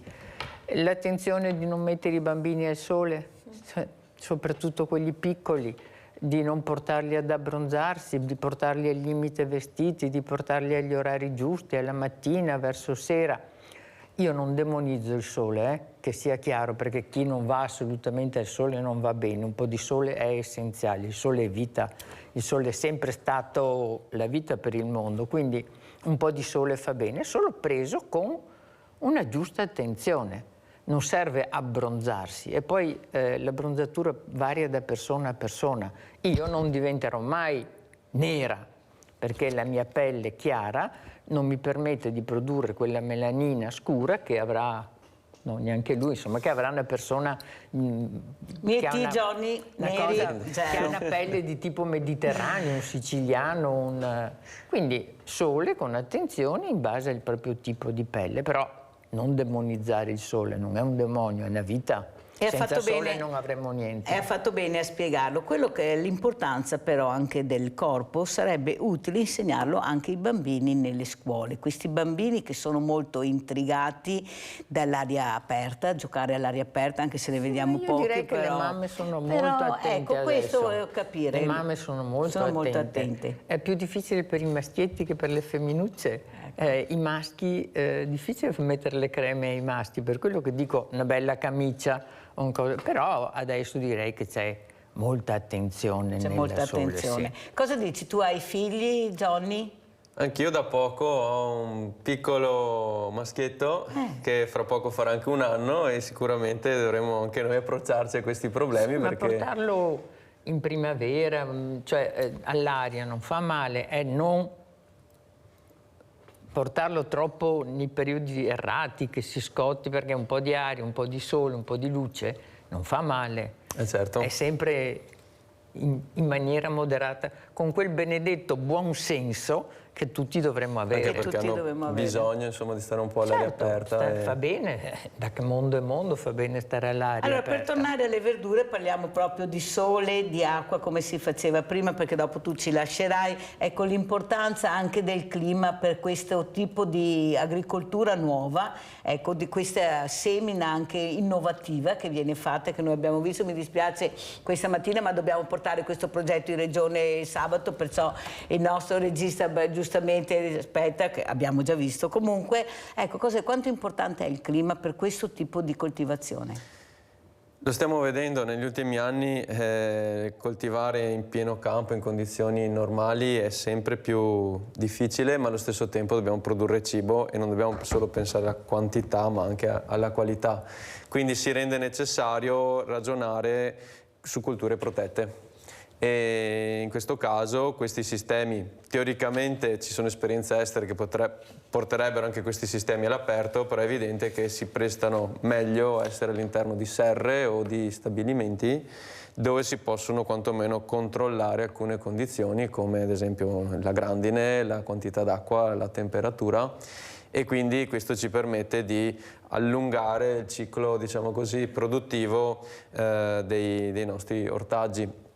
Allungare ma non forzare, nel senso che spesso vengono associati anche a quelle illuminazioni per forzare, diciamo un po' allungare il fotoperiodo, però in realtà noi seguiamo la stagionalità, quindi seguiamo comunque le colture che si adattano nei mesi giusti, anche per non dover eccedere in un eccesso di richiesta elettrica, ad esempio per fare il pomodoro d'inverno, mi viene da dire.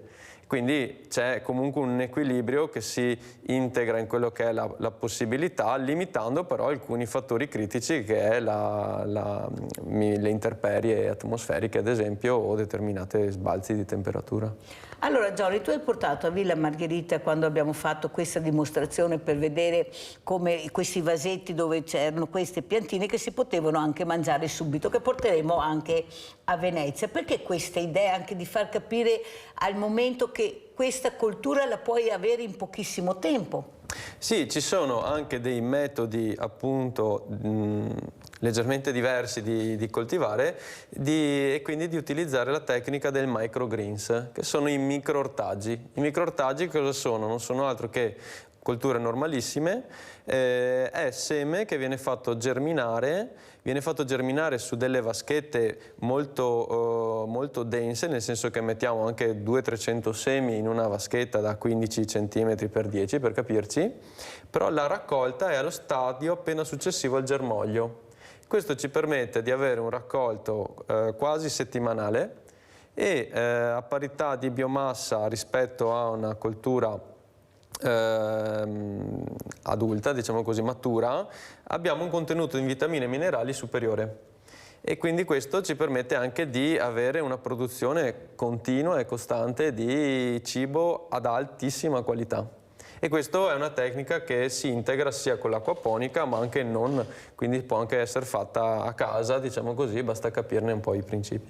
Allora ringraziamo tantissimo Johnny Moretto, guardiamo ancora la locandina appunto per sabato, che sarà questo festival degli empori solidali molto importante, eccola qua. e noi presenteremo il nostro progetto che faremo, se tutto va bene, al Parco dello Storga con questa proprio agricoltura nuova, che non copiamo niente perché la storia insegna, però diciamo che questo Johnny Moretto e tanti ragazzi fanno capire invece l'importanza di questi ragazzi, quando vanno all'estero poi qualcosa apprendono e lo portano. È successo questo in Australia con Johnny Moretto con l'acquaponica, e però vedete quanto preparati sono e quanto credono, anche con grande fatica, visto la burocrazia e gli impedimenti che abbiamo qui in Italia e anche nel Veneto, però loro ci credono e hanno raggiunto l'obiettivo. Grazie a Johnny Moretto, buona giornata Johnny, ci vediamo sabato, andiamo a vedere allora Valentina Martin questo video, testimonianze 1, intanto si accomoda, andiamo a vedere. Ciao Claudia, ben arrivata qua alla prima edizione della camminata Simitu Veneto per i nostri pazienti. Perché sei qua? Ciao dottoressa Valentina, sono qui, sono un'ostetrica in pensione e sono qui diciamo perché riconosco la professionalità, il lavoro e la forza di questa associazione, l'ho vista nel loro operato, è da un po' che mi sono iscritta diciamo e quindi cerco di partecipare a tutto per dare una mano forte diciamo e far sì che questa associazione continui diciamo nel tempo e negli anni. Grazie tante del tuo prezioso aiuto, forza Simitu. Grazie a voi tutte diciamo. Grazie, ciao. Buongiorno a Francesca e a Umbro. Grazie che siete qua oggi. Come mai avete deciso di accogliere il nostro invito? Abbiamo conosciuto questa associazione che si occupa delle piaghe da decubito e piaghe in genere, è molto valida perché è un po' di tempo che la frequento e devo dire che è un'associazione assolutamente da valorizzare e sostenere in tutte le maniere possibili. E la persona che noi abbiamo curato, chi è? Come si chiama? È mia mamma, si chiama Pazzogna Giulia, ha 101 anni fra qualche giorno, il 2 giugno, e ha questo problema delle piaghe che sta risolvendo grazie a questo ambulatorio vulnologico qua di Treviso. Grazie a voi per la vostra testimonianza, viva Giulia, speriamo di arrivare tutti alla sua età e con la sua testa, e viva Simitu, grazie.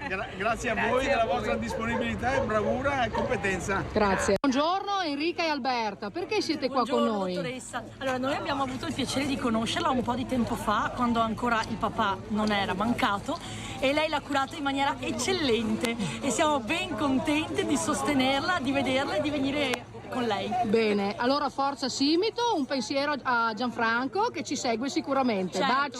Baci, grazie.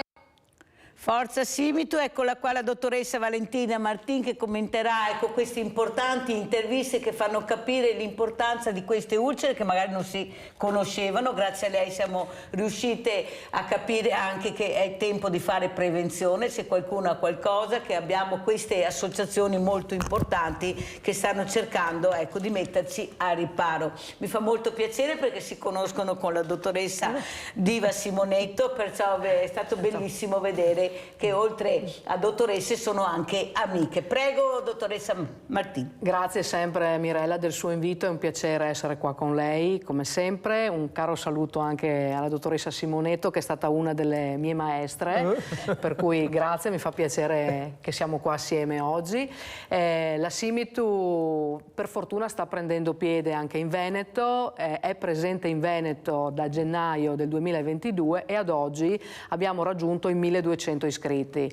Siamo la sezione... Un numero veramente molto alto. Molto alto. Siamo la sezione più numerosa di tutta Italia, per cui per me è una grande soddisfazione perché significa che si comincia a capire che questa patologia è presente, che è importante, che bisogna imparare a prevenirla e che bisogna curarla in maniera adeguata. E tutto quello che noi abbiamo cercato di fare l'anno scorso e quest'anno ha proprio questa finalità di dar voce a questi pazienti che molto spesso sono pazienti abbandonati, pazienti fragili e pazienti che hanno delle grosse difficoltà perché hanno bisogno di essere presi in carico nella loro completezza.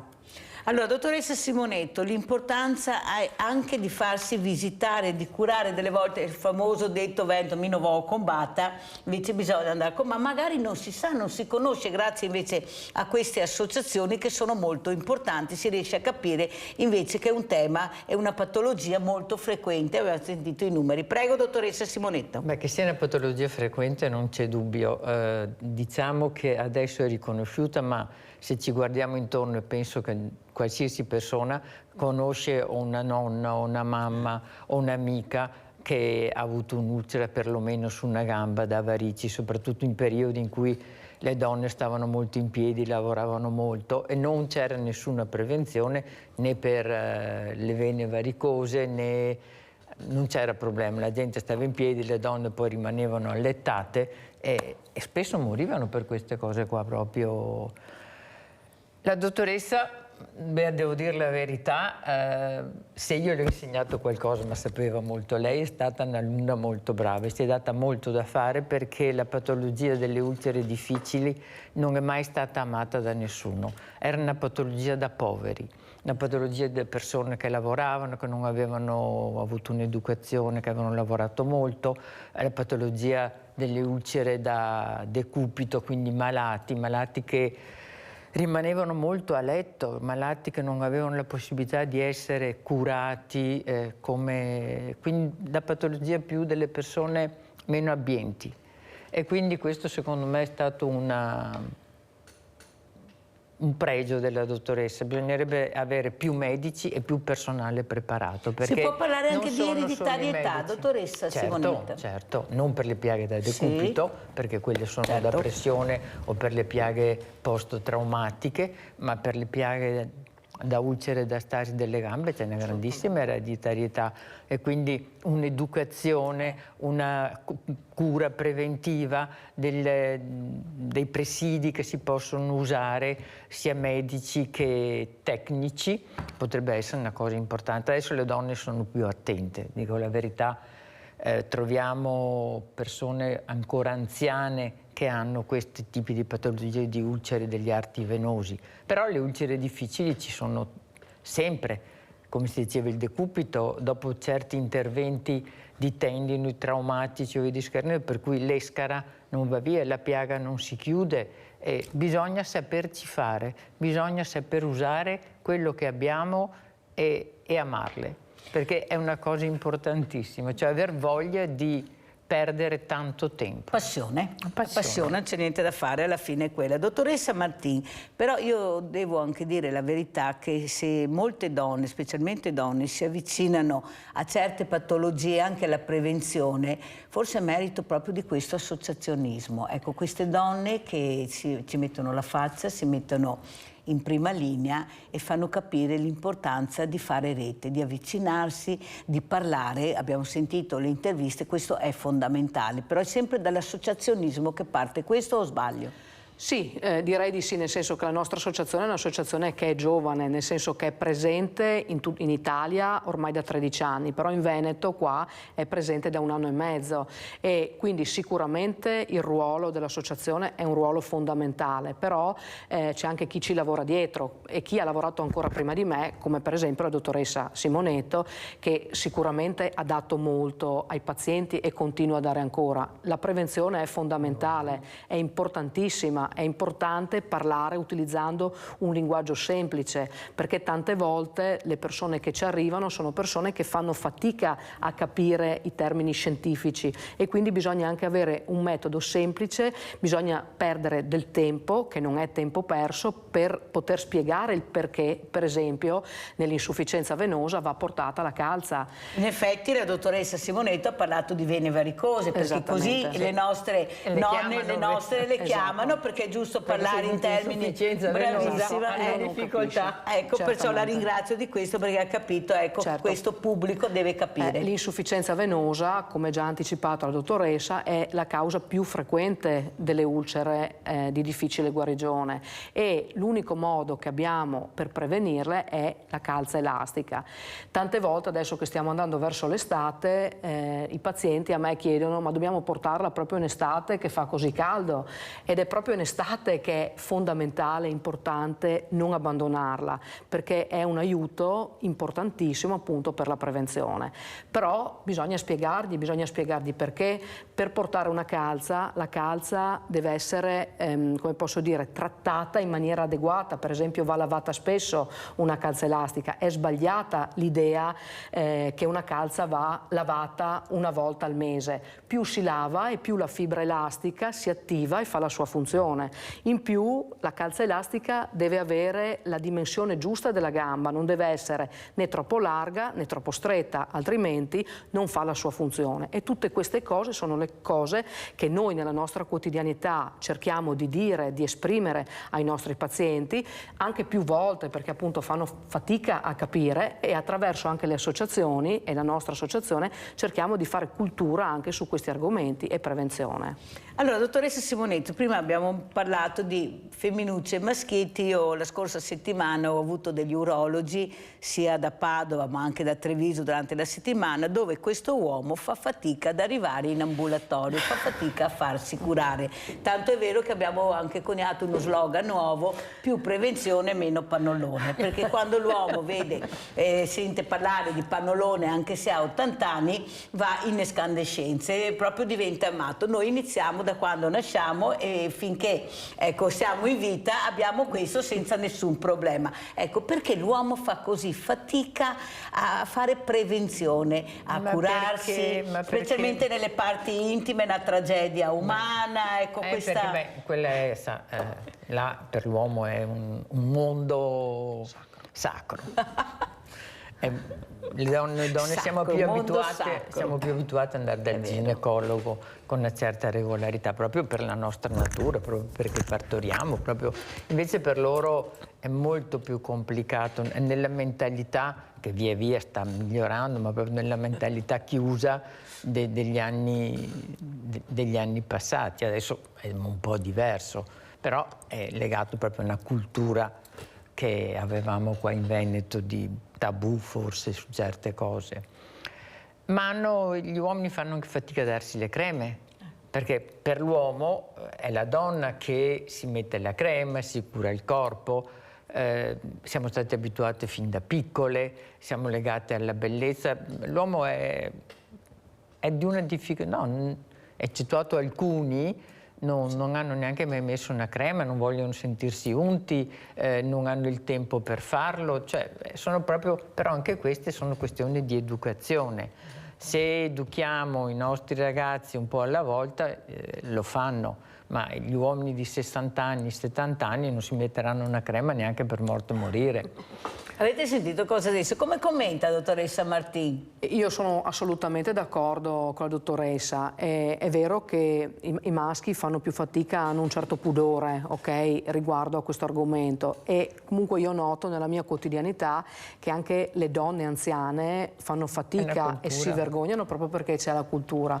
E per esempio il fatto di utilizzare i presidi per l'incontinenza e pannoloni è importante utilizzarli in maniera adeguata, perché anche qui nella nostra quotidianità noi vediamo per esempio degli eritemi da pannolone, vediamo anche delle iniziali ulcere per esempio da decubito che sono causate dall'umidità che il panolone, il presidio può portare, e quindi è importante anche lì educare il paziente al cambio frequente, ok, ed eventualmente se c'è questo problema di un eventuale eritema di trattarlo giusto. Però in maniera... c'è un problema, il costo.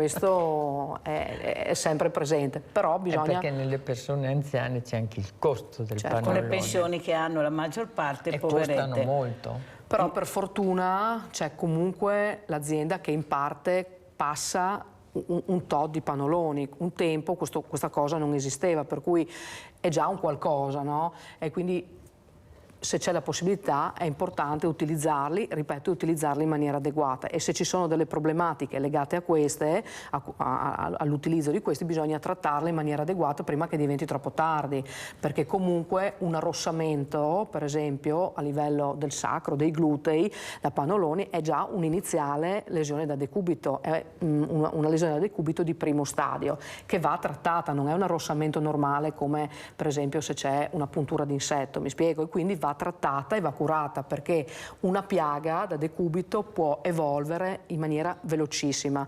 Bastano 2 ore perché si formi una lesione da decubito in un paziente fragile, per cui bisogna fare estrema attenzione. In effetti io mi sono accorta di questo proprio con il banco solidale, dove noi appunto regaliamo questi pannolini per i bambini, perché il costo è alto, queste famiglie non ce la fanno, non riescono neanche a fare la spesa, pensa se hanno la possibilità di prendere questi pannolini per i bambini, e mi sono accorta che quando quei volontari si davano i pannolini a queste mamme, c'erano questi anziani, anche non solo anziani, che vedevo che le antenne tiravano, però non avevano il coraggio di chiederlo. Ecco, questo culturalmente, la paura, la vergogna soprattutto dell'anziano di chiedere. Ma vedevi che c'era questa... venivano attratti dal pannolino, allora un po' alla volta, con delicatezza, ci siamo avvicinati e non vi dico quanti pannoloni devo comprare se non arrivano, perché adesso sanno che noi glieli diamo e giustamente l'uso deve essere il cambio frequente, ce ne vogliono parecchi. Però se glielo insegni, ecco l'ascolto, ecco quello che io vi chiedo, è l'importanza dell'ascolto di queste persone. Capire che oltre alla patologia per la quale sono venute c'è anche dell'altro, ecco che magari al momento non lo dicono. Dottoressa Beh, secondo me l'ascolto dei pazienti, io sono un vecchio medico, quindi vecchio. Ma credo che l'ascolto dei pazienti sia la prima medicina. Sentite. Avere un po' di pazienza, ascoltarli è proprio per tanti la prima medicina, perché e qui c'è un po' di mancanza da parte della sanità, però con tutte le problematiche che abbiamo. Senta dottoressa, adesso è molto di moda il vegano, il celiaco, c'è di tutto e di più, ma esiste davvero sta roba oppure è diventata... I celiaci sono sempre esistiti. Ecco, sentite, perché qualcuno dice ma cosa si inventano? Ecco. È sempre esistita, ci sono delle patologie cutanee tipo la dermatite herpetiforme di Düring, che è una malattia cutanea che è legata molto spesso alla celiachia, quindi la celiachia è un'intolleranza alimentare, non è un'allergia, è un'intolleranza alimentare al glutine. Tanto ci sarà moda certamente, perché adesso va di moda tutte queste robe qua, però certamente la celiachia esiste, ci sono degli esami che permettono di dimostrare la celiachia e poi può esserci anche una intolleranza più lieve che non può essere dimostrata. È aumentata certamente la celiachia perché in tutti i cereali è aumentata la quantità di glutine.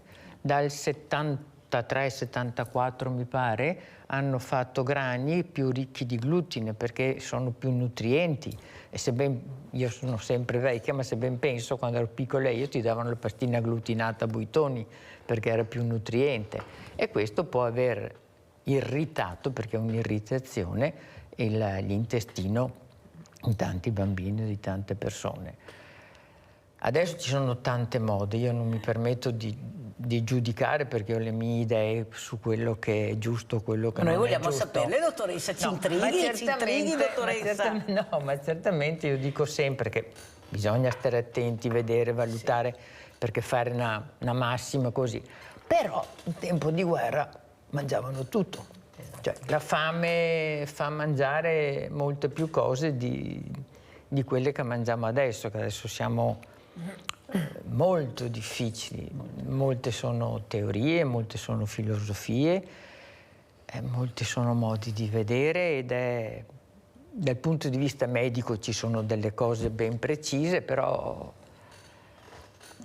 è difficile giudicare. Però c'è una cosa che io continuo a dire, che in tempo di guerra si mangiava tutto. L'altro giorno ero al supermercato e sul banco dei salumi c'era un signore che ha ordinato del prosciutto crudo. La commessa prende questo prosciutto, questa coscia, e comincia a tagliare tutto il grasso completo. E lui dice: no, scusi, ferma, io vorrei mangiarlo, no, non posso venderlo così. Come ha detto non posso venderlo così? Se io voglio, no, io non posso darglielo, e ha tagliato via, e lui ha preso e ha detto bene, allora se lo tenga. Perché? E ciao. Ecco, capite che forse anche qua c'è un'informazione non corretta. Poi non è vero che tutto il grasso fa male, no. Ecco, sono allergico, non lo posso mangiare. No, le distinguiamo ecco, tra allora, tra allergia e intolleranza. E intolleranza. Allora, grosso modo, l'intolleranza, dice la parola stessa, è un'intolleranza dell'intestino rispetto ad alcuni prodotti. E questo dipende dalla quantità del prodotto e non dalla qualità. Capito? Più ne mangi, più l'intestino non lo tollera. Difatti dicevo che è stato aumentato il glutine e quindi è più facile che ci sia un'intolleranza, perché ce n'è di più.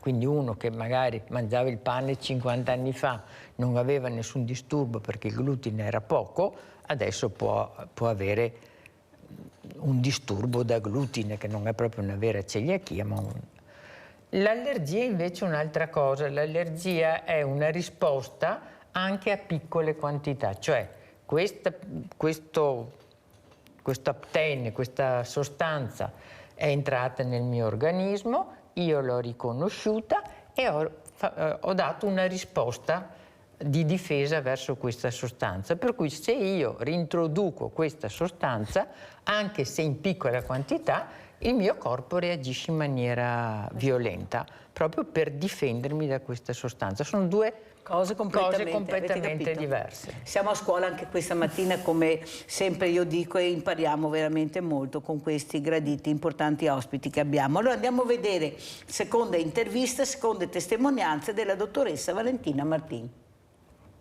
Buongiorno Doretta e Marinella. Come mai... Buongiorno. Ciao a tutti. Come mai siete qua oggi per la Simitu? Portiamo la mamma da voi che è eccellentemente curata e siamo proprio contente di tutte le cose che avete fatto. Veramente è guarita bene ed siamo felicissime, ho trovato la cura e le persone giuste. Esatto. Quindi forza Simitu. Forza Simitu. Grazie. Grazie. Maria Grazia, benvenuta. Ciao Martina, grazie. Come mai sei qua oggi? Sono qui per far conoscere Simitu e per far capire anche alle persone il problema delle ulcere.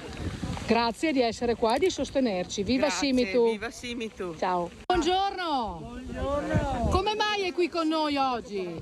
Venuta la festa. Per sostenere chi? La Simi? Simitu. Allora viva?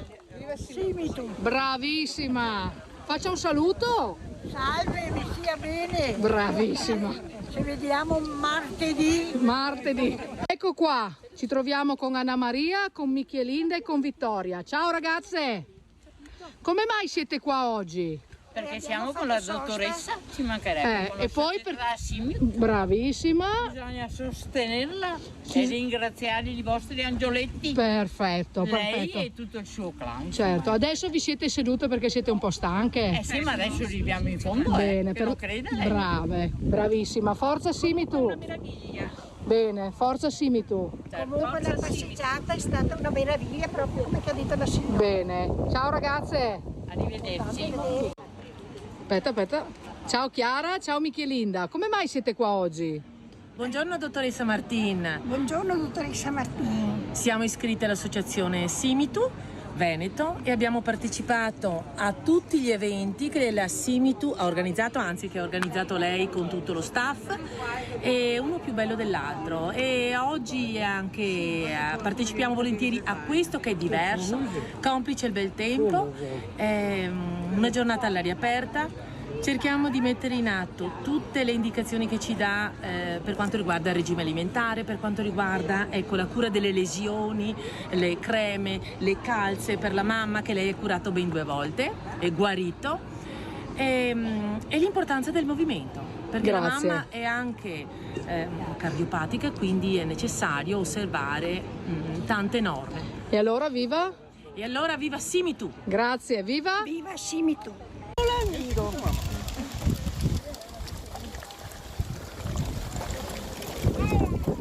Viva la Simitu!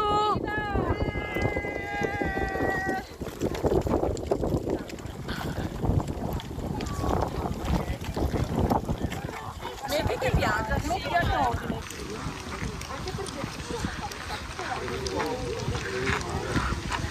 Buongiorno Maria Cristina.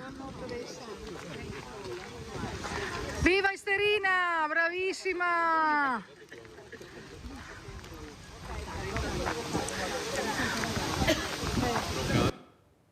Allora, dottoressa Simonetto, molte donne, abbiamo visto in questo video che ci ha portato la dottoressa Martin, molte donne anche diversamente giovani, come li chiamo io, però c'è anche un passaggio culturale, queste figlie, questi figli che accompagnano questi genitori, soprattutto donne come si parlava, in questo percorso molto importante. Prego, dottoressa Simonetto. Beh, perché sono abituate, hanno imparato quanto è importante la prevenzione, la cura, curarle, si accorgono che il momento stesso in cui la persona cura le ulcere riesce a ricamminare, diventa autosufficiente, perché le ulcere alle gambe nelle persone anziane le rendono invalidanti, non riescono a muoversi, camminare, non fanno niente. Il momento stesso in cui loro riescono a riprendere un'attività, riprende la vita di queste persone. Anche perché lei mi raccontava, facevano anche molti figli, queste donne soprattutto. Allora, tante donne, perché vediamo tante donne anziane. Una volta facevano tanti figli, la pressione della pancia, dell'utero pesante sui vasi delle gambe creava un'insufficienza, una stasi. In fondo i vasi delle gambe non sono altro che dei tubi di gomma. Se noi mettiamo dell'acqua e la comprimiamo, questi si dilatano e si rovinano. E dopo 10-12 figli, senza nessuna prevenzione, era impossibile non avere varici o cose di questo genere. Dovremmo dirle alle giovani spose di oggi che si lamentano per qualcosa, sempre che non esiste, magari. Pensate cosa mangiavano queste nonne, queste donne? Tutto, brava, tutto. No, anzi, se c'era, perché non c'era neanche il tutto, c'era poco, quasi niente. Dottoressa Martini, ma io non sto dicendo che non esistono intolleranze, allergie, cioè ce ne sono e anche importanti e gravi. Però diciamo anche che bisogna anche tanta, buon senso, un po' di buon senso.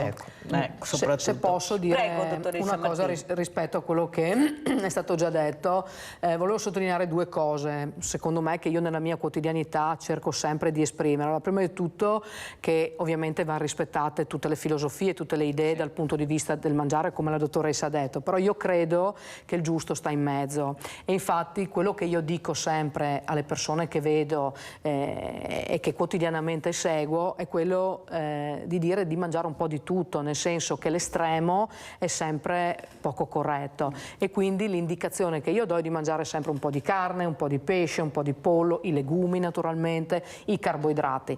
Seconda cosa, i grassi, lei prima ha parlato di grassi, è giusto quello che ha detto assolutamente, ci sono i grassi buoni e i grassi meno buoni. Il nostro corpo ha bisogno anche di grassi buoni perché il grasso è l'energia, mi spiego, quindi che è un qualche cosa di importante per le nostre cellule, per tutto, ok? E quindi è importante saperle introdurre.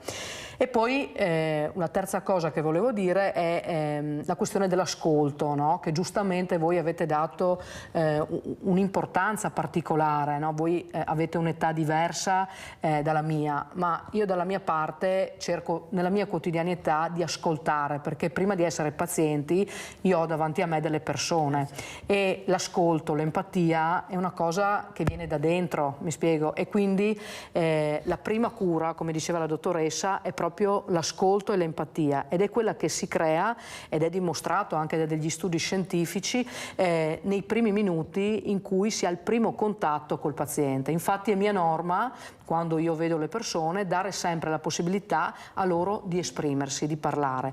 Quindi perdo tempo da una parte perché ovviamente i tempi che noi abbiamo non sono lunghissimi, però dall'altra parte riesco ad acquistare perché comunque poi ho collaborazione da parte della persona e anche aderenza alla terapia. Chiedo scusa per... No, ha fatto bene a spiegare, perché siamo qui anche per capire. Andiamo a vedere anche queste foto, questa serata all'Istituto Alberghiero, perché qui abbiamo delle persone che ascoltano, perché l'importanza dell'ascolto si vede in queste immagini. Perché avete scelto questo Istituto Alberghiero? Allora, quest'anno noi abbiamo puntato il nostro focus sull'alimentazione e il movimento adeguato, perché è importante come abbiamo detto, mangiare in maniera sana e in maniera buona. Quindi abbiamo fatto il libretto di cui abbiamo parlato la scorsa volta, che si intitola Ricette semplici per ferite difficili, che è stato dato a tutti i nostri associati in maniera gratuita, e quindi abbiamo quest'anno cercato di eviscerare, di spiegare meglio come bisogna mangiare, e sono state fatte degli eventi, delle serate a tema sull'argomento. Allora, il primo è stato fatto a Villorba a marzo, dove abbiamo fatto un percorso sensoriale. Abbiamo dato a tutti gli ospiti presenti in sala, erano quasi 300 persone, una borsetta, e all'interno di questa borsetta c'erano degli assaggi dei vari piatti, e in più c'erano delle bustine con dentro delle spezie. Perché abbiamo fatto questo? Perché una delle cose a cui l'anziano va incontro è la riduzione della funzionalità dei sensi, e quindi in questo modo abbiamo voluto stimolare i sensi, quindi la curcuma per esempio, che è un sapore che noi non usiamo molto. Anche la conosciamo da poco, e la conosciamo da poco, certamente. E quindi è stato molto interessante come queste persone, utilizzando tutti i sensi, si sono stupiti dei sapori che sentivano, degli odori che sentivano, e quindi abbiamo dato questo messaggio. Seconda cosa che abbiamo fatto, come ha già detto, una serata all'Istituto Alberghiero dell'Alberini. Perché è fondamentale appunto sicuramente avvicinare l'anziano al giovane e viceversa, perché l'anziano è il nostro presente e il nostro passato, per cui va conservato e va curato, e il giovane perché comunque il giovane è il nostro futuro. E quindi abbiamo voluto, grazie alla sensibilità del preside che ci ha accolto nella sua scuola, fare una serata in cui questi ragazzi hanno fatto qualcosa per questi anziani, e noi abbiamo cercato di spiegare a questi ragazzi di che cosa ci occupiamo, e abbiamo cercato in qualche modo di fare prevenzione, perché loro naturalmente faranno i cuochi, faranno i camerieri, i baristi e quant'altro, e quindi sono delle persone che staranno tanto in piedi, e quindi è importante che loro prevengano l'insorgenza di un'eventuale insorgenza di un'insufficienza venosa. E quindi è stata una serata molto bella, perché c'era proprio un clima, un'energia particolare, sia da parte dei ragazzi, che ci hanno accolto veramente con grande amore, con grande stupore, e anche da parte di questi pazienti che si sentivano accolti, e tutti hanno detto ci sembrava di essere ad un matrimonio, perché abbiamo fatto una cosa semplice però curata. Abbiamo Marisa da Vedelago. Ciao Marisa. Ciao Mirella, buongiorno a tutti. Allora Mirella, io volevo dire, ho acceso adesso, non so cosa avete parlato fino adesso purtroppo. Un po' di tutto. Ecco, io volevo dire Mirella, il colesterolo. Ecco, allora tu quando vai da un medico ti vede subito, come io sono un po' sovrappeso, subito prima roba, ma lei sicuramente c'ha il colesterolo alto, ok? Io lavoro con una ragazza che praticamente è 130 kg, diciamo, e abbiamo fatto gli esami del sangue, sono perfetti, non fa movimento, mangia grassi, mangia dolci, mangia di tutto. Allora io dico, il colesterolo dipende dal mangiare o dipende anche dallo stress, da altre cose? Perché qualche dubbio mi viene, ha capito? Perché sono diversi anni che io lavoro con questa ragazza qua, che tu vai dal medico e a me mi dice ma sì, hai il colesterolo, perché sei più grassa, perché devi camminare, perché devi fare movimento, e perché non devi mangiare questo, non mangiare quello, non mangiare quell'altro. Infatti io avevo smesso di mangiare la carne e sono andata a farmi la trasfusione di sangue perché ero senza sangue. Cioè, a questo punto non si sa neanche chi ascoltare, perché tu vai qualsiasi medico che ti vede un po' sovrappeso, prima roba, dieta, deve dimagrire, dieta, deve dimagrire. Cioè, questa cosa qua proprio la gente dopo si mette talmente in testa di non mangiare che è con l'anoressia, perché dopo si va dentro in questo brutto circolo vizioso che è bruttissimo, Mirella. Cara Marisa, come invidi questa tua collega di lavoro che mangia di tutto e di più, non va mai dal dottore che ha il colesterolo basso. Sentiamo come risponde la dottoressa veramente Simonetto. Allora grazie Marisa. Esiste un colesterolo endogeno e un colesterolo esogeno. Una ogni individuo produce colesterolo a seconda della sua genetica, per cui uno può essere magrissimo e avere il colesterolo alto perché familiarmente ce l'ha alto, uno può essere cicciotto e non averlo. Il colesterolo esogeno però è quello che introduciamo con la dieta, con quello che mangiamo, per cui se mangiamo molto e il colesterolo è alto, la prima cosa che un medico cercherà di fare è di ridurre il colesterolo esogeno, però non vuol dire, e se il colesterolo endogeno è più alto di una certa quantità, oggi come oggi, soprattutto sopra una certa età, in base a vari parametri, perché non tutti i parametri sono uguali, si daranno alcuni farmaci che possono ridurre il colesterolo, quello cattivo, perché abbiamo un colesterolo totale, un colesterolo buono e un colesterolo cattivo.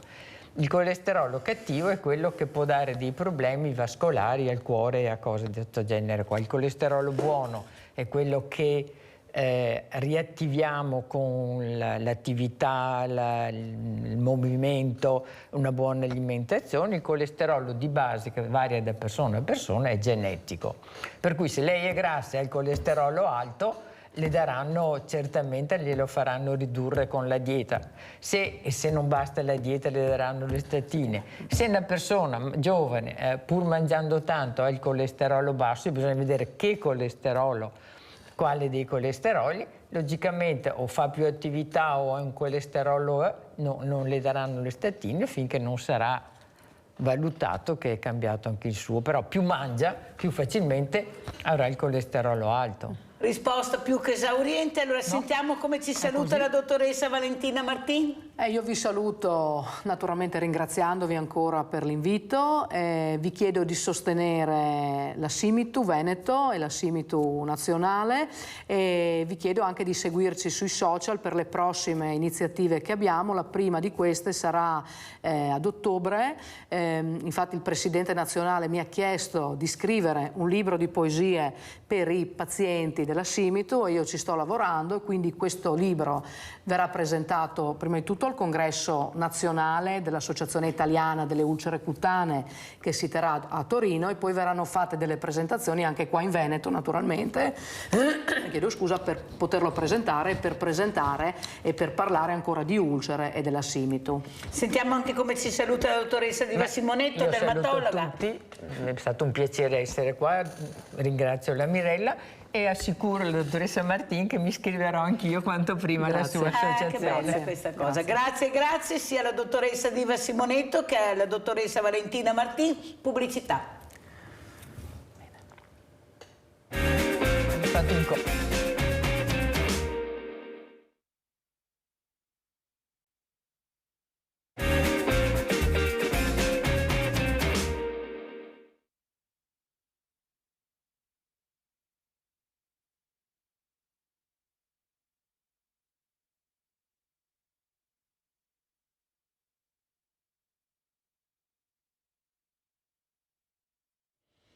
Ecco, stiamo vedendo un nuovo video del crollo del ponte Morandi per capire e soprattutto fare prevenzione, di investire su queste infrastrutture che non sono sicure, chissà quante ne abbiamo e non lo sappiamo, soprattutto questa prevenzione che si fa fatica ad avere qui in Italia, soprattutto questa politica molto lontana dove sono veramente le vere emergenze, le esigenze, la sicurezza. Guardate questo crollo incredibile, è un video che ci fa tornare indietro, è un video molto toccante perché ancora non c'è giustizia per questi familiari, soprattutto per queste vittime che si sono trovate nel posto sbagliato, nel momento sbagliato. È un video impressionante, ecco, chi avrebbe mai immaginato, eppure i segnali c'erano, segnali che qualcuno doveva capire,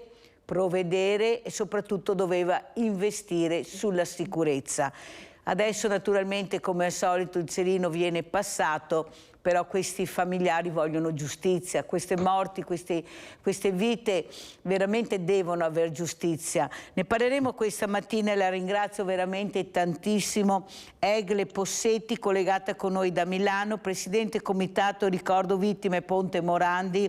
Buongiorno e grazie Presidente Possetti di essere qui con noi, perché dobbiamo parlare, dobbiamo capire, non dobbiamo dimenticare, la memoria esiste. Salutiamo anche l'avvocato Luca Pavanetto, cassazionista, collegato con noi da San Donà di Piave. Grazie avvocato, che è anche Associazione Difesa Utenti Servizi Bancari e Finanziari, cosa che non manca mai, perciò ne parleremo anche con lui. Allora io parlerei proprio con Egle Possetti. Buongiorno avvocato. Allora Presidente, ci dica la verità, oggi siamo l'8 giugno del 2023.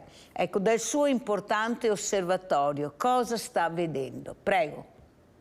Innanzitutto vi ringrazio per l'invito, per me è sempre molto importante riuscire a parlare della nostra vicenda, perché purtroppo se ne parla troppo poco in Italia. E dal mio punto di vista, ovviamente come familiare, io ho perso 4 persone. Ho perso mia sorella, ho perso i suoi 2 figli, che erano i miei nipoti amatissimi, e ho perso il cognato. E noi stiamo seguendo con attenzione il processo, noi siamo come comitato diventati parte civile, e la parte civile in questo processo per la prima volta è stato accettato un comitato di familiari delle vittime. È una cosa molto importante perché la norma prevede che si possano accettare come parti civili solo associazioni costituite prima, e che è un assurdo, perché si immagini un po' come potrebbero dei familiari costituirsi in associazione prima dell'evento. Per fortuna in questa occasione siamo stati inseriti, ed è molto importante perché riusciamo ad essere parte attiva nel processo. Le devo dire che c'è stato un grandissimo lavoro di indagine, un grandissimo lavoro degli inquirenti molto approfondito, molto ben fatto, che ci fa onore come Stato. Quello che non ci fa onore è tutto quello che è avvenuto prima, perché 20 anni di concessione privata, no? Questa infrastruttura pubblica pagata dai cittadini, data in mano ai privati, che non ha ricevuto manutenzioni sostanziali importanti. E proprio come già è emerso dalla perizia, non di parte ma di periti super partes incaricati dal giudice negli incidenti probatori, il ponte sia crollato per mancanza di manutenzioni. Se fossero state fatte le manutenzioni adeguate sarebbe ancora su, e questa è una cosa che ci deve far riflettere. Non vorrei aver parlato troppo, mi dica lei. No, ci mancherebbe Presidente, anzi l'ascoltiamo con la massima attenzione, perché sentire proprio le persone coinvolte, quelle che hanno vissuto e stanno vivendo sulla propria pelle queste lungaggini dei processi, questi fori di avvocati, questi tanti soldi che ti permettono di allungare questi processi che durano 10, 15, poi arriva la prescrizione e si cancella tutto, perché hai la possibilità di arrivare alla prescrizione proprio perché hai tanti soldi e fior di avvocati. Avvocato Pavanetto, ma è giusto questo? Allora quello che non ha questa possibilità, che non ha magari anche delle volte l'amicizia giusta per arrivare ad avere giustizia, la parola nei tribunali, la giustizia è uguale per tutti, non mi sembra proprio, avvocato, mi scusi se glielo dico, ma mi sembra che sia una giustizia altalenante, conforme chi sei e quanti soldi hai. Prego avvocato Pavanetto. Allora, innanzitutto saluto e ringrazio tutti anche per l'invito. Direi che è un caso eclatante ed è un caso che non può non far riflettere, perché se non scuote la coscienza un caso che ha portato via la vita a 43 persone, non so cosa possa scuoterla. La sensazione è che si sia di fronte, ripeto, il mio è un osservatorio del tutto lontano, quindi non sono informato completamente degli atti, leggo quello che ci riporta la stampa, però concordo, è stata fatta un'indagine molto accurata ed è un processo dal quale molti si aspettano delle grosse novità, nel senso che bisognerà per una volta far prevalere quello che è anche la giustizia del caso singolo. È vero, le tue perplessità ce le abbiamo tutti, ce l'ha l'uomo comune e ce l'ha chi come me fa della giustizia il suo mestiere da più di 30 anni, quindi i latini dicevano summum ius, summa injuria, perché proprio dove c'è il massimo diritto tante volte c'è anche il massimo danno, e quindi bisogna aspettarsi molto da questo processo, perché secondo me è un processo che va a toccare quello che è un costume italico in cui tante volte diamo per scontato che ci siano manutenzioni, che vengano fatte tutte le opere necessarie, e poi ci scontriamo con una realtà anche nella sua crudeltà, direi addirittura banale, perché non si può nel 2023 non compiere le giuste attività e preservare quelli che sono beni sui quali le persone passano la loro vita. Quindi tutta la mia partecipazione e tutto il mio tifo perché venga fatta e si ottenga davvero una sentenza esemplare. Quello che citava la Presidente prima del comitato ammesso all'ultimo minuto è davvero una novità importante e relativa, perché tante volte noi avvocati vogliamo anche portare davanti al tribunale quelli che sono gli interessi veri delle persone, perché sappiamo che la politica, qualcuno diceva che non si fa la politica con la morale, ma nemmeno senza. Quindi ecco, come ben sai Mirella, io credo nella giustizia del caso singolo, quindi bisogna fare di tutto e di più perché venga fatta una giustizia esemplare. È vero questo, avvocato Pavanetto, e qui mi rivolgo anche a Egle Possetti, però è anche vero che questo disastro ha nomi e cognomi. Ci sono prove, proprio prove schiaccianti, però nessuno ancora in carcere. Sono passati 5 anni. E se noi andiamo a vedere chi c'è in carcere, di sicuro ha commesso molto meno. Di questo si può parlare di omicidio, 40 persone, sapendo benissimo dove andavi a parare, perché c'era questo punto di domanda e lo sapevi che il ponte aveva dei problemi. Allora io mi domando dov'è la giustizia, dov'è la corruzione, ecco, dove ci sono le truffe tutti i giorni, ed è quello che paga è sempre, ecco, la persona che ha meno, il più fragile. Ecco, quello che mi fa una rabbia incredibile è che pagano le fragilità, quelle che non hanno la possibilità di difendersi. Solo grazie proprio all'opinione pubblica che si ribella a queste associazioni che nascono proprio a cura dei familiari, perché sono loro che fanno nascere queste associazioni che sollevano l'opinione pubblica, allora qualcosa si muove. Sbaglio o è così, Possetti? Allora, guardi, innanzitutto è faticosissimo fare queste associazioni, perché col dolore che ti porti dietro è veramente una cosa ciclopica, non si può neanche immaginare. Però è vero, in Italia, in questi processi, abbiamo degli esempi purtroppo di altre stragi, i colletti bianchi non pagano quasi mai. Paga quello che ruba la mela, paga quello che fa un furto magari perché non ha da mangiare, finisce sicuramente in galera.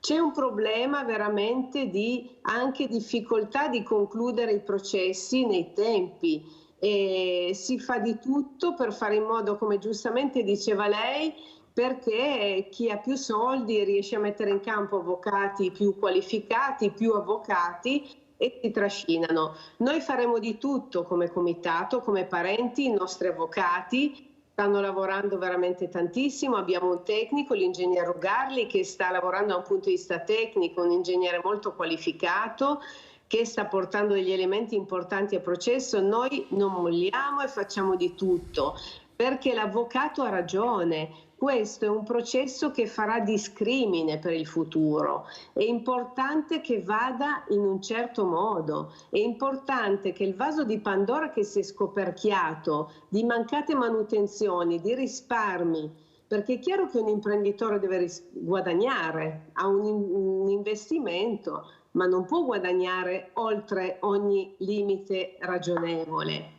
Quindi la nostra battaglia è un po' una battaglia per dare giustizia alle nostre famiglie, ma anche una battaglia civica, perché è troppo importante questo processo, troppo, ne va della dignità del nostro paese, di tante cose. Noi stiamo seguendo anche un altro processo, Possetti, forse sarebbe utile anche veramente scambiarvi questi numeri, conoscervi, perché sono sempre morti. Un ragazzo, uno dei tanti ragazzi di 22 anni, morto perché è caduto il carico dalla gru, non doveva essere là, eppure c'era là.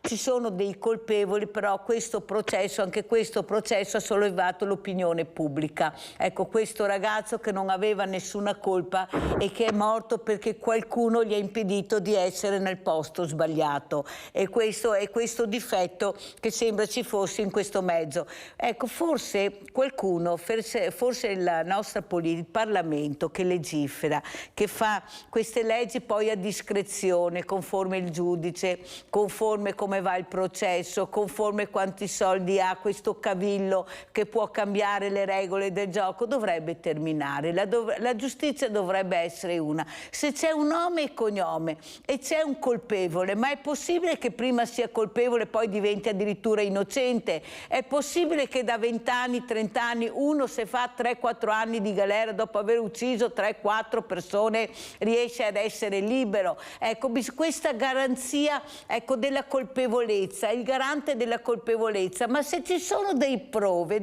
dei fatti, dei testimoni, nomi e cognomi, ma allora come funziona la giustizia? Perché il cittadino a casa si domanda questo, è stanco di sentirsi preso in giro e non ha la forza di combattere. Questo avvocato Pavanetto, lei lo sa quanto io ci tengo alle fragilità e come in maniera quasi estenuante sto cercando di difendere, anche se non so se riuscirò a farlo, ma almeno ci provo. Ecco, questo dà fastidio, non può essere che si continui così. Prego, avvocato Pavanetto. Sì, è vero, Mirella, come al solito cogli sempre bene l'argomento principale. Ma io vorrei fare un'altra osservazione che si collega direttamente alla tua, proprio questo senso che tante volte il cittadino, perché poi quando noi avvocati, operatori del diritto riceviamo il cliente, tante volte la prima parte del colloquio che tu hai con il cliente è a doverlo quasi motivare e convincere che vale la pena per lui darsi una difesa, perché poi subentra quello che secondo me è il male peggiore, è questa rassegnazione: tanto le cose non vanno, tanto andranno per le lunghe, tanto c'è questo senso di impunità generale. Ricordo per primo a me stesso che Catone il censore diceva più di 2000 anni fa che i ladri di beni privati passano la vita in carcere e in catene, quelli di beni pubblici la passano nelle ricchezze e negli onori. Probabilmente è solo una citazione ed è solo una frase, però se la rapportiamo al senso comune e a quello che percepiscono le persone, davvero si realizza quello che tu hai appena detto, un senso generale di sfiducia nella giustizia, per cui non ci si approccia neanche più, o ci si approccia nei casi che sono magari quelli più disperati, ma con ciò, secondo me, la macchina della giustizia, pur con tutte le sue imperfezioni umane o di altro tipo, deve essere comunque attivata e sta a ognuno di noi cercare di cambiarla. Ha ben detto la Presidente, il processo che stanno vivendo loro sarà un processo che può essere una pietra miliare anche di civiltà giuridica. Bisogna insistere, bisogna non mollare, soprattutto non cadere nella rassegnazione. Tu sai che io ho questa fissa, Mirella, per cui non voglio che la gente si arrenda mai, che non vuol dire combattere contro i mulini al vento, ma vuol dire comunque che se ci sono degli strumenti vanno comunque attivati. In tutti possiamo far tutto. Allora andiamo a vedere anche queste immagini, mi dispiace per la Presidente Possetti, ma chissà quante volte dovrà ancora vederle per cercare di arrivare proprio a questa giustizia, se arriverà. Io sono anche ottimista, a dire il vero, visto l'opinione pubblica quanto si è sollevata per questo caso. Ecco, ma veramente, ecco, vediamo queste immagini, questo crollo del ponte Morandi, ma soprattutto la volontà e la determinazione di questi familiari che non accettano qualsiasi cosa, vogliono giustizia. O sbaglio, Possetti? Prego.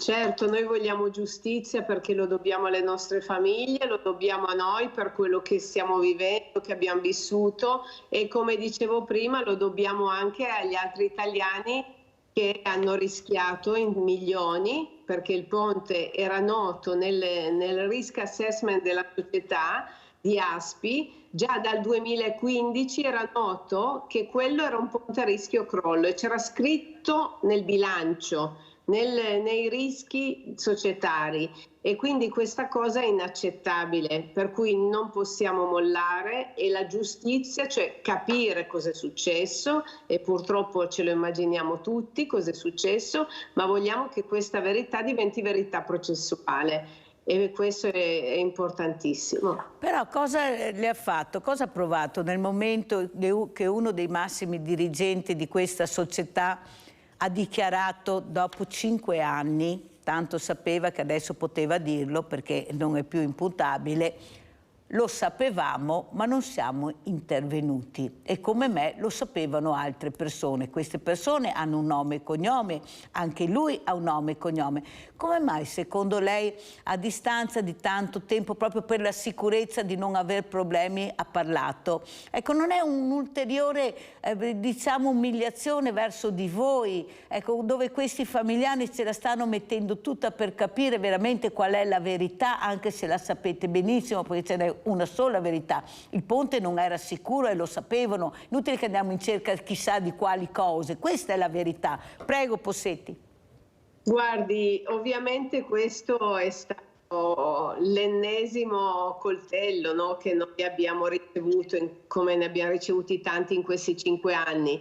All'interno del procedimento però ci sono già molti altri elementi che vanno nel segno della testimonianza appunto del testimone Mion.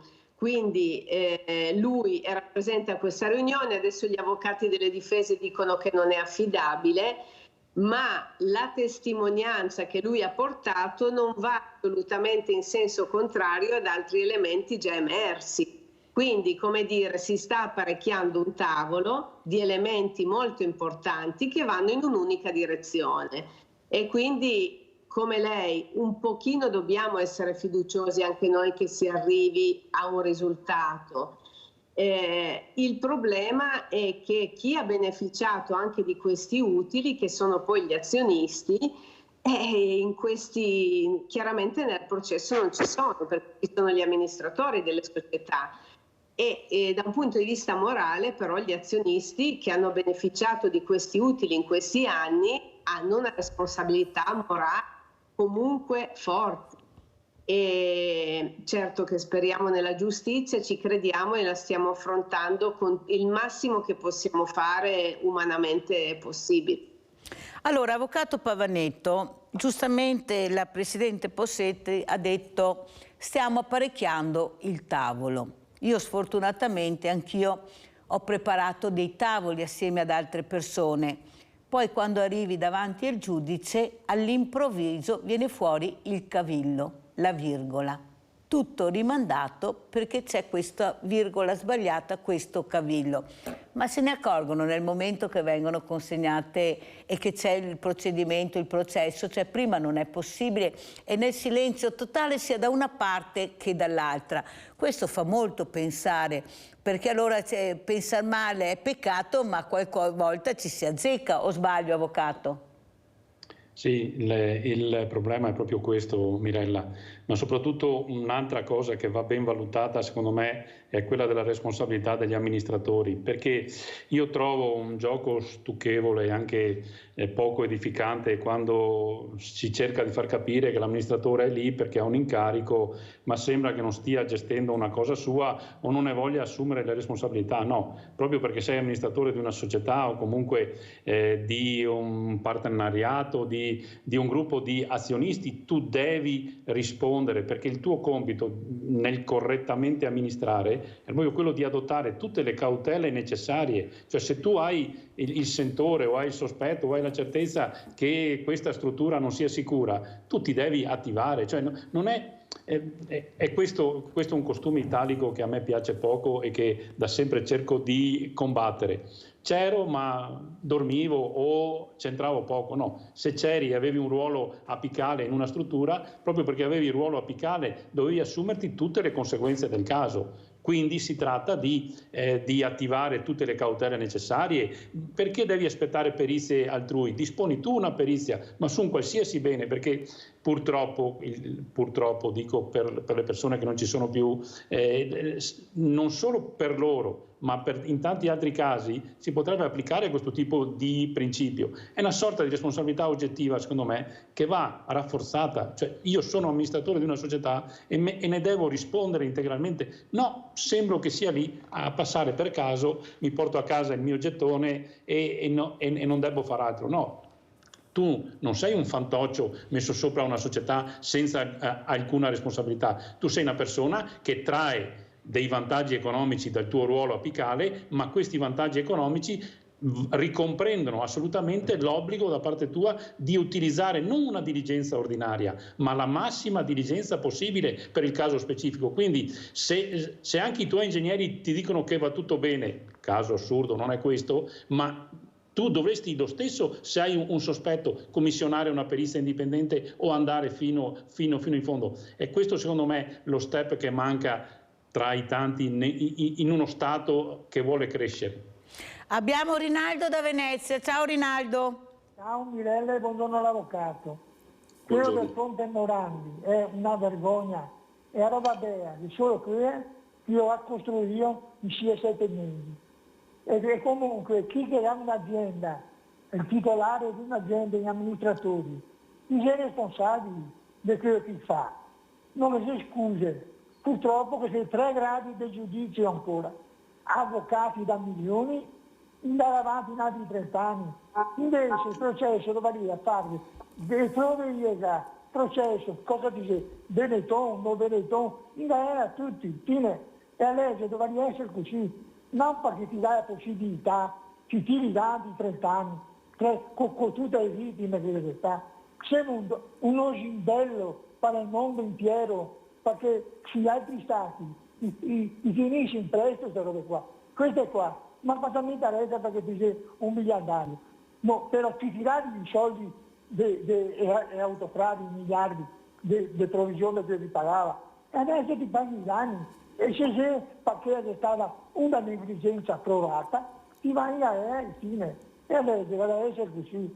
Purtroppo, come a casa Maati, i dottori e i signori, leggono che i sciapatori con cui a noi è sempre stata così. Mi vedevo 80 anni, pensa che sono al processo all'alto dei Montesi e dei Piccioni, pensa, parliamo di quanti anni fa, a soldi tutti, ma come se fosse, purtroppo un po' disgraziato, che non ha un avvocato buono, era già finito. Purtroppo è la realtà di questa, vergognosa, però è così.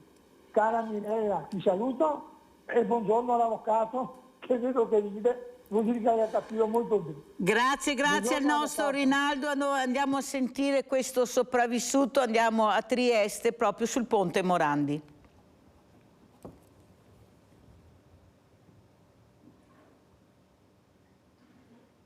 Nessuno ha detto niente, non hanno fatto nulla, hanno firmato un'autocertificazione e poi purtroppo 8 anni dopo sappiamo quello che è successo.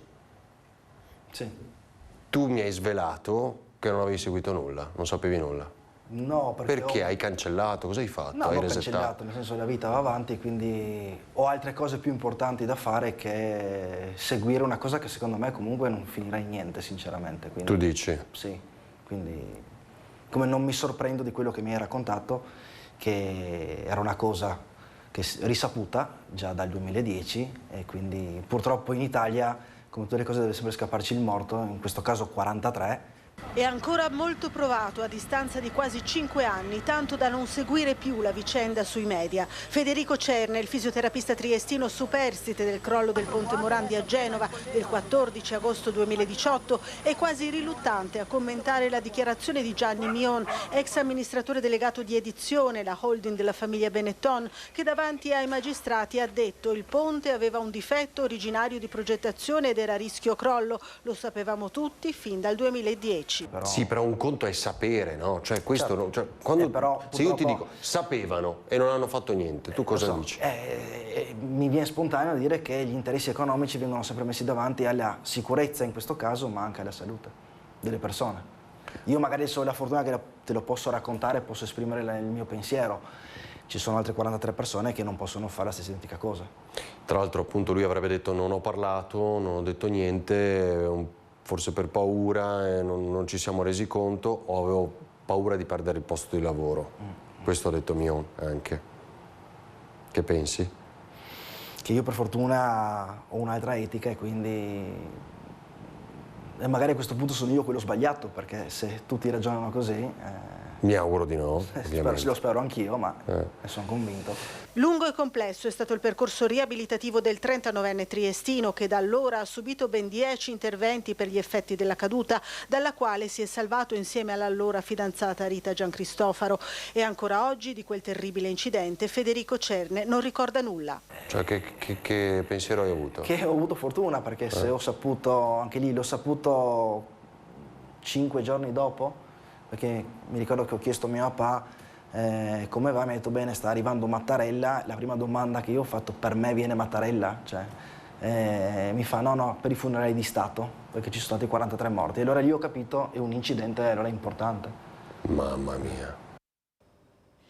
Allora Possetti, come commenta queste parole, ancora questo trauma che si sente, si capisce, ecco, addirittura quasi quasi non voler ricordare, è troppo atroce il ricordo, fa troppo male questo ricordo che l'ha vissuto, questo ragazzo l'ha vissuto sulla propria pelle, su quello della sua fidanzata, e anche il dopo è terribile, quello che ha detto lei. Prego Possetti.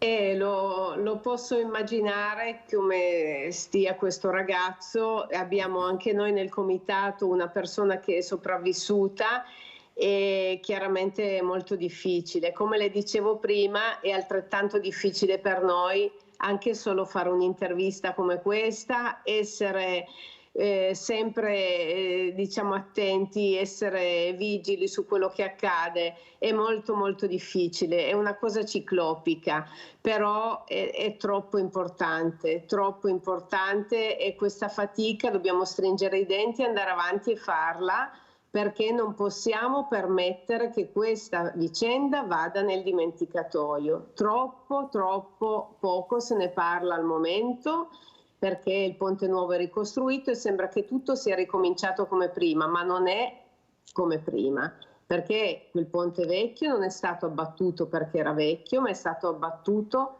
da mancata manutenzione, uccidendo 43 famiglie, ferendone altre, lasciando altre famiglie senza casa.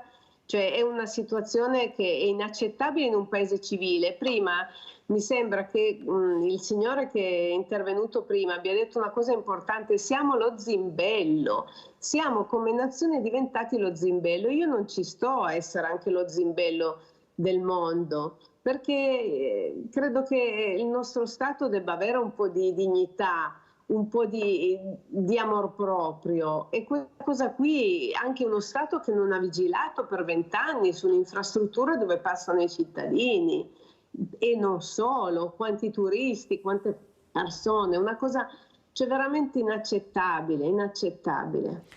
Possetti, una cosa che volevo chiederle.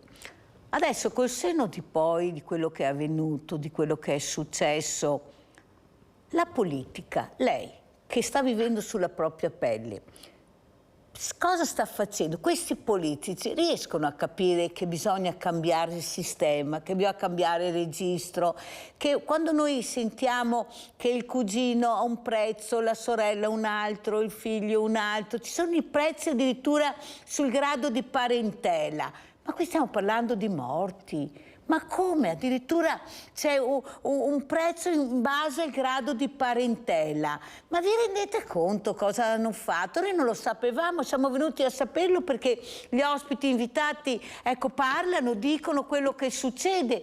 Ma come io parlo della morte di mio figlio o di mia figlia o di un mio parente e mi sento parlare di soldi, del prezzo in base alla parentela. Ecco, lei cosa vorrebbe dire a questi politici? Perché noi cominciamo sempre a cambiare i governi, cambiamo il direttore d'orchestra, ma poi l'orchestra è sempre quella, perché non arriviamo a sapere la verità e anche se la sappiamo ad avere la giustizia. Prego. Guardi, allora innanzitutto noi ovviamente abbiamo sempre cercato di contattare i politici perché intervenissero in qualche modo in questa vicenda. Come voi ben sapete, noi abbiamo cercato di osteggiare in tutti i modi che questa società fosse venduta e acquisita dallo Stato per più del 50%, pagando fior di milioni diciamo una concessione che era carta straccia, perché questa concessione non è stata rispettata nel suo contratto. I politici che hanno firmato la concessione quando è stata fatta 20 anni prima, cioè hanno fatto una cosa allucinante, hanno firmato un contratto in cui si diceva anche in caso di colpa grave io dovrò dare i risarcimenti se intendo chiudere la concessione fino a fine contratto. Ma che contratto è? Ma noi non l'avremmo firmato neanche per prendere una bicicletta, un contratto del genere. Immaginiamoci per dare un ponte, delle infrastrutture pagate dai cittadini, di proprietà dei cittadini. È una cosa allucinante quello che è successo prima e poi dopo non c'è stata la forza, qualche forza politica che voleva chiudere il contratto c'era, ma non c'era la forza, cioè deve esserci una maggioranza forte per fare una scelta del genere. Il contratto poteva essere annullato perché non erano state rispettate le clausole. È una vicenda che da tutti i punti di vista è allucinante, quindi i politici dovrebbero con dignità, e io l'ho detto anche l'anno scorso nel discorso del 14 agosto, dovrebbero con dignità fare un esame di coscienza e cercare di capire che questo è la punta del... Partita la connessione? Ci sono delle persone che non hanno anche le competenze per gestire magari delle parti tecniche, vengono messi magari in certi posti, chiamati perché sono persone magari amico di uno, amico dell'altro, ci sono problemi di competenze tecniche, ci sono problemi di avidità imprenditoriale, ci sono tanti motivi, ci sono anche, come dire, a volte magari connivenze, questo noi non lo possiamo sapere, però c'è un sistema che va modificato, va modificato. Sentiamo come conclude anche l'avvocato Pavanetto. Lei è avvocato, ecco, che idea si è fatto, ecco, questa giustizia, perché in Parlamento poi i giudici applicano le leggi fatte in Parlamento, delle volte diamo la colpa ai giudici, ma i giudici applicano le leggi che si trovano tra le mani, o sbaglio, avvocato? Sì, certo, i giudici sono tenuti ad applicare gli strumenti che i politici li mettono loro tra le mani. C'è da dire però che finché rimane vivo il potere sano dei media, come l'opera che tu stai facendo questa mattina, Mirella, che stai tenendo vivo questo argomento, fai discutere, riflettere le persone, una speranza per il futuro ce l'abbiamo sempre. Dopo le incongruenze che hai ben segnalato, è vero, se tu vai a preparare una richiesta di risarcimento, i tribunali ti fanno avere quelle che sono le tabelle secondo il danno dei prossimi congiunti, ma io sono delle prospettazioni e degli schemi che ho sempre rifiutato, perché devo quantificare il danno di un fratello da 50 a 100.000 euro. Può essere un danno che invece per quel fratello attaccatissimo alla persona che è venuta a mancare ne vale 200 o 300.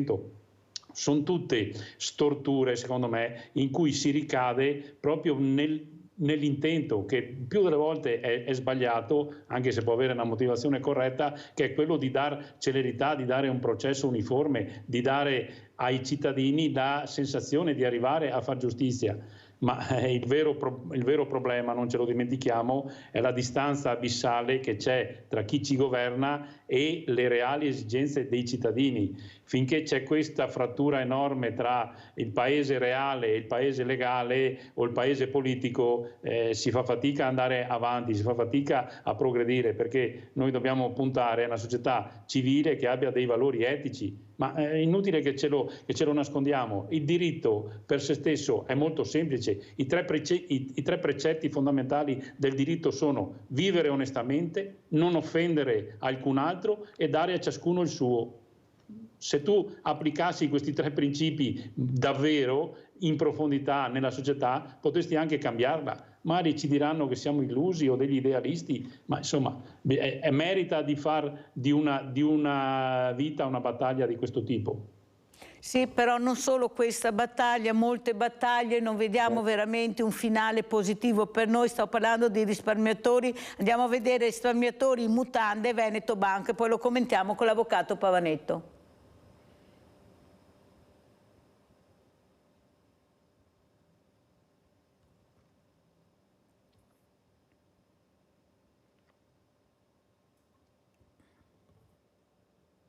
I cittadini purtroppo sono stati spogliati della loro identità, dei loro averi, quello che è stato il risparmio di anni. In modo particolare siamo stati truffati sulla fiducia, che già Renzi e Padoan all'epoca ci avevano detto che il sistema bancario italiano era solido e sano. Non è stato così. Oppure il sistema era solido e qualcuno ha voluto rubare, come l'ho sempre detto, i risparmi a oltre 200.000 famiglie. Che siano rimasti in mutande non è un modo di dire, e Loris Mazzorato, già sindaco di Resana, lo ribadisce fuori di metafora. Nonostante i pochi gradi sopra lo zero, il sit-in di risparmiatori fuori dall'aula bunker di Mestre è più di un promemoria e va oltre il processo di giornata. Oggi si vuole processare Consoli, però io dico sempre, Consoli non è altro che un capo espiatorio. Lo ricordo sempre che a novembre 2014 Veneto Banca ha superato gli stress test di Banca Centrale Europea. I risparmiatori veneti sono state le vittime di questa operazione. Il territorio veneto è stato privato di un sistema finanziario che era estremamente importante per il sistema economico veneto. Oggi il Veneto non ha più istituti di credito proprio. La partita non è solo giudiziaria ma politica. In tutti c'è la consapevolezza che solo lo Stato può riparare parte dei danni subiti dai truffati delle banche. Il riferimento è al fondo per i risparmiatori. La legge FIR mette a disposizione dei risparmiatori 1.500 milioni.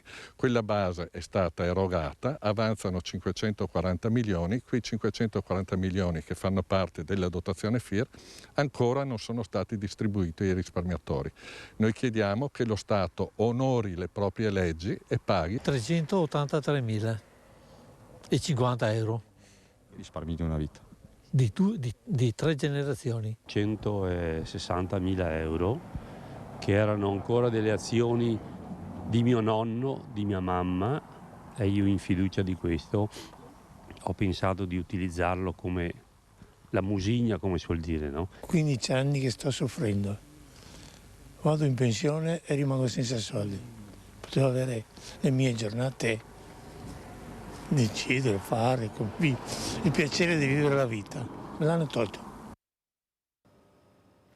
Ecco, avvocato Pavanetto, ecco, questo è quello che assistiamo, per non parlare dei bonus truffa. Ma cosa sta succedendo? Questi controlli che non esistono, ma per qualcuno non li vuole mettere. Non è che non si possono fare, non si vuole mettere il controllo, perché sennò il magna magna non esisterebbe. Ecco, però queste persone sono stanche di essere raggirate, di essere prese in giro. E qua veramente siamo dal Ponte Morandi alle banche, ma ci sono sempre vittime. A livello anche psicologico molte persone si sono suicidate, ricordiamolo. Prego, avvocato. Sì, l'equazione che hai fatto, Mirella, mi trova particolarmente d'accordo, perché ci sono vittime nel senso vero e proprio del termine, a cui dobbiamo dare il massimo rispetto, ma ci sono anche vittime dal punto di vista economico che secondo me hanno patito e stanno patendo disagi enormi. Non ci nascondiamo che i due principali istituti di credito del territorio veneto sono stati terremotati e quindi c'è stato un incidente economico che ha toccato profondamente il tessuto della nostra regione, che è stato sconvolgente. Io ho sentito racconti di centinaia di risparmiatori e ti assicuro che più di qualcuno mi diceva: quando ho comprato le azioni della banca, chi me le ha vendute mi raccontava e mi diceva: guardi che lei sta comprando le mura della banca, le finestre della banca, stia tranquillo. In realtà gli stavano vendendo un prodotto che aveva un super valore inesistente e un prodotto che era già ammalorato di se stesso. Quindi è vero, il problema è solito: chi controlla i controllori. E poi magari si riesce anche perché abbiamo fatto anche molte denunce e adesso a giudizio ci sono anche gli istituti di revisione che controllavano se quello che veniva dichiarato era corretto. Però è quello che dicevamo prima, sul fatto che il FIR abbia ancora 540 milioni da distribuire e che lo Stato deve mantenere la sua parola e darlo a chi ha subito i danni, su questo non ho alcun dubbio, cioè non si può nemmeno immaginare quante famiglie siano state ridotte sul lastrico, perché il rapporto che tante volte i clienti hanno con la banca è un rapporto che va di famiglia in famiglia, è un rapporto generazionale, perché il tuo intermediario bancario, il tuo banchiere di fiducia è una persona a cui davvero affidi i tuoi destini anche economici, e sentirsi traditi proprio da quelli è un qualcosa che ha fatto male. E comunque è un altro cataclisma che ha sconvolto principalmente la nostra regione, ma secondo me ha terremotato gran parte della nostra economia. Quindi, come la vicenda del ponte Morandi, bisogna impedire che si depositi la polvere dell'oblio e della dimenticanza, bisogna parlarne sempre e bisogna portare avanti tutte le iniziative possibili, così penso io si debba fare. Allora Possetti, ecco, che appello vorrebbe fare? Ecco, lei oggi è qua, sta cercando di far capire l'importanza di continuare a parlarne, la memoria è memoria, la storia è storia, la storia non può essere cambiata, quella è la storia, quella è la verità. Si può andare veramente a processo con una verità che è una sola, non c'è stata manutenzione su un ponte importantissimo e si sapeva con nomi e cognomi. Prego Possetti.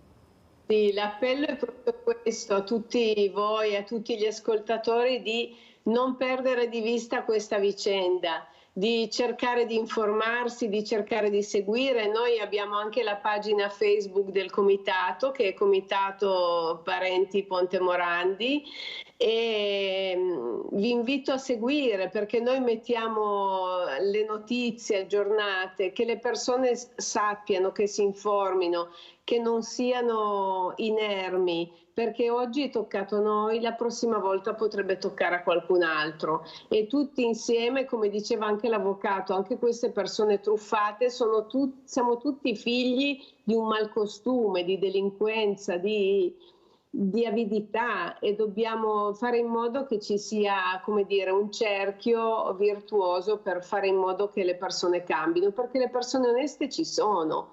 Non è che sono tutti disonesti, dobbiamo far emergere le persone oneste e fare in modo che quelle disoneste se ne vadano a casa. Però Possetti, possiamo dire e fare un appello, lei in prima persona, alla Premier Giorgia Meloni, su queste strutture pubbliche pagate da noi, che non possono essere date al privato senza garanzia, ma come noi hanno fatto un contratto che lei ha detto noi non prendevamo neanche una bicicletta con un contratto del genere, perciò già si sapeva dove si sarebbe andato a parare, ma come il privato farà sempre i propri interessi, non farà mai gli interessi dello Stato, ma questo è lampante, lo si vede tutti i giorni, cioè non è che ci voglia chissà quale ingegnere per capire questo, il privato farà sempre i propri interessi prima di tutto, o sbaglio? Questo deve finire, prego, specialmente su strutture importanti che riguardano veramente il popolo italiano in generale, perché basta vedere che infrastrutture abbiamo, pagate, strapagate, non terminate, chi si è imboscato i soldi non si sa mai, questo cerino che passa, questi politici che passano, che ritornano, poi ripassano. Prego Possetti. Sì, sicuramente l'appello ai politici, a tutti i politici di tutti gli schieramenti, perché oggi c'è uno schieramento, domani ce n'è un altro, però dovrebbero fare in modo che la politica diventi veramente essere a servizio dei cittadini. E purtroppo in questi tanti anni, se capitano queste cose, tanti governi, devo dire un po' di tutti i colori, hanno fatto le cose non fatte bene, altrimenti non saremmo arrivati a questo punto. E quindi che la politica non sia la politica del fare il piacere all'amico, al conoscente, alla ditta con cui si è legati, ma che sia veramente fare gli interessi pubblici. Grazie, grazie. Devo chiudere, Egle Possetti, ma la inviterò ancora. Veramente si ricordi che io ho la memoria. Grazie a Egle Possetti, Presidente Comitato Ricordi Vittime Ponte Morandi. Grazie all'Avvocato Luca Pavanetto, cassazionista, difesa utenti e servizi bancari e finanziari. Grazie, grazie. La posta di Mirella. Grazie, arrivederci.